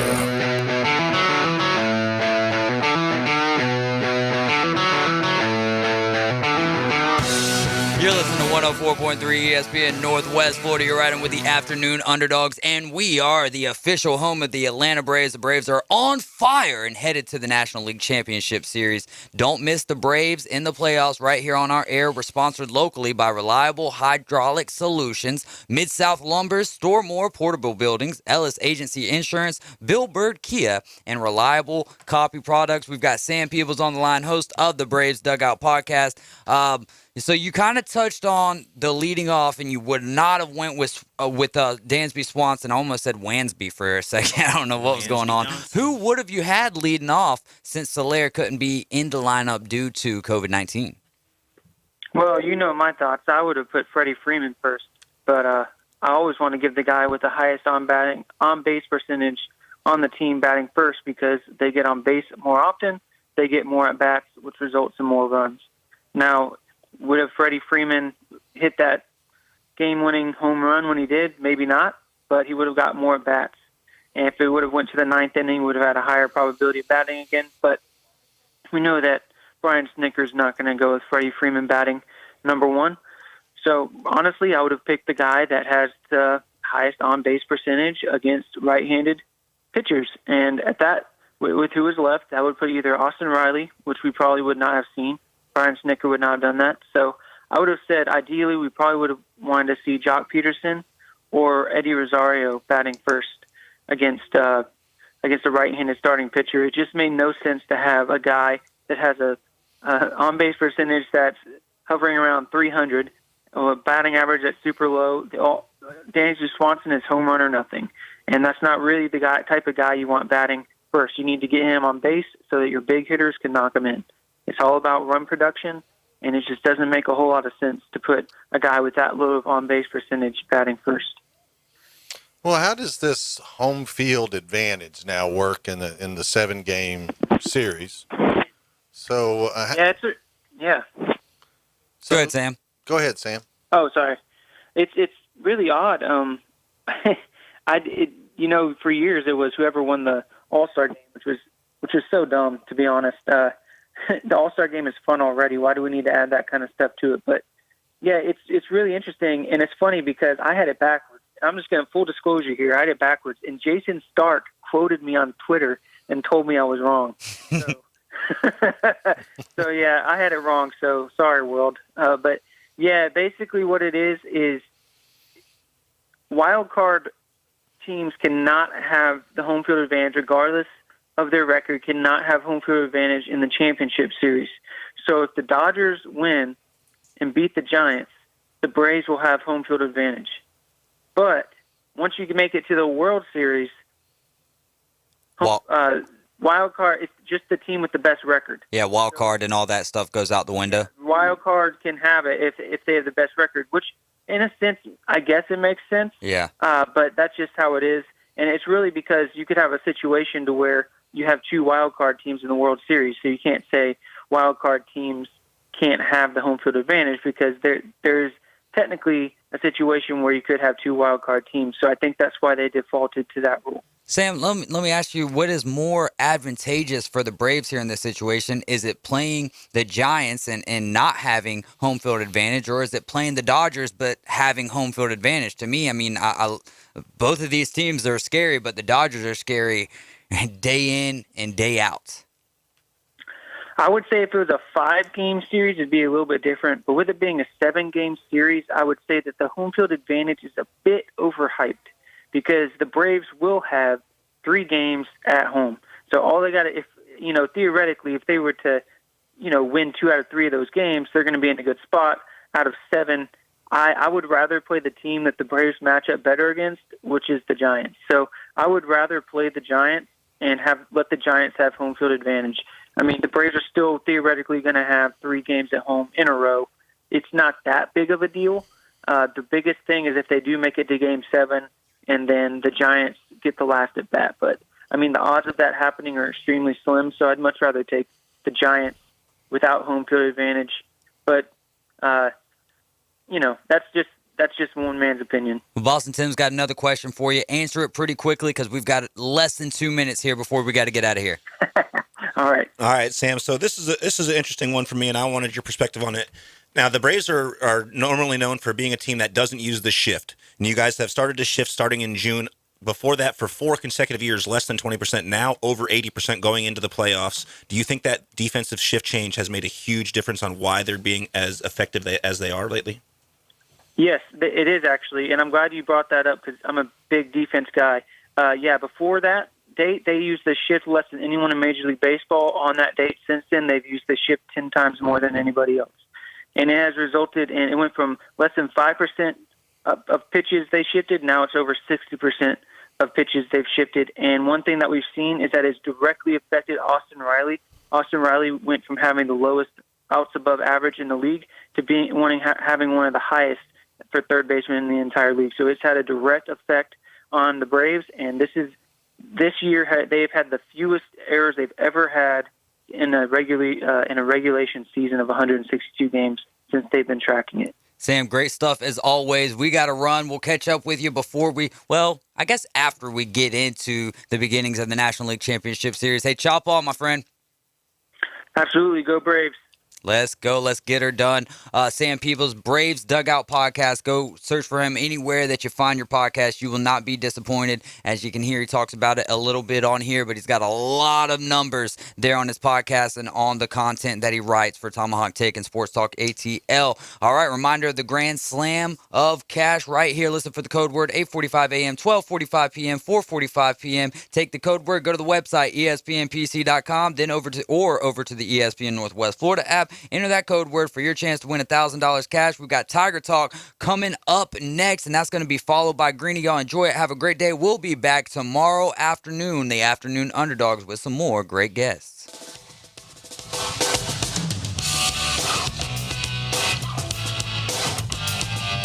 Only 104.3 ESPN Northwest Florida could bring sports fans like you an app this powerful. The sports content you crave is always on. Live stream us everywhere you go. Now with upgraded programming and live game schedules, you'll always know when the Atlanta Braves and your favorite games are playing. Plus, interact with our local hosts in real time and so much more. The new app for the sports fanatic is available at the Apple Store and Google Play. From 104.3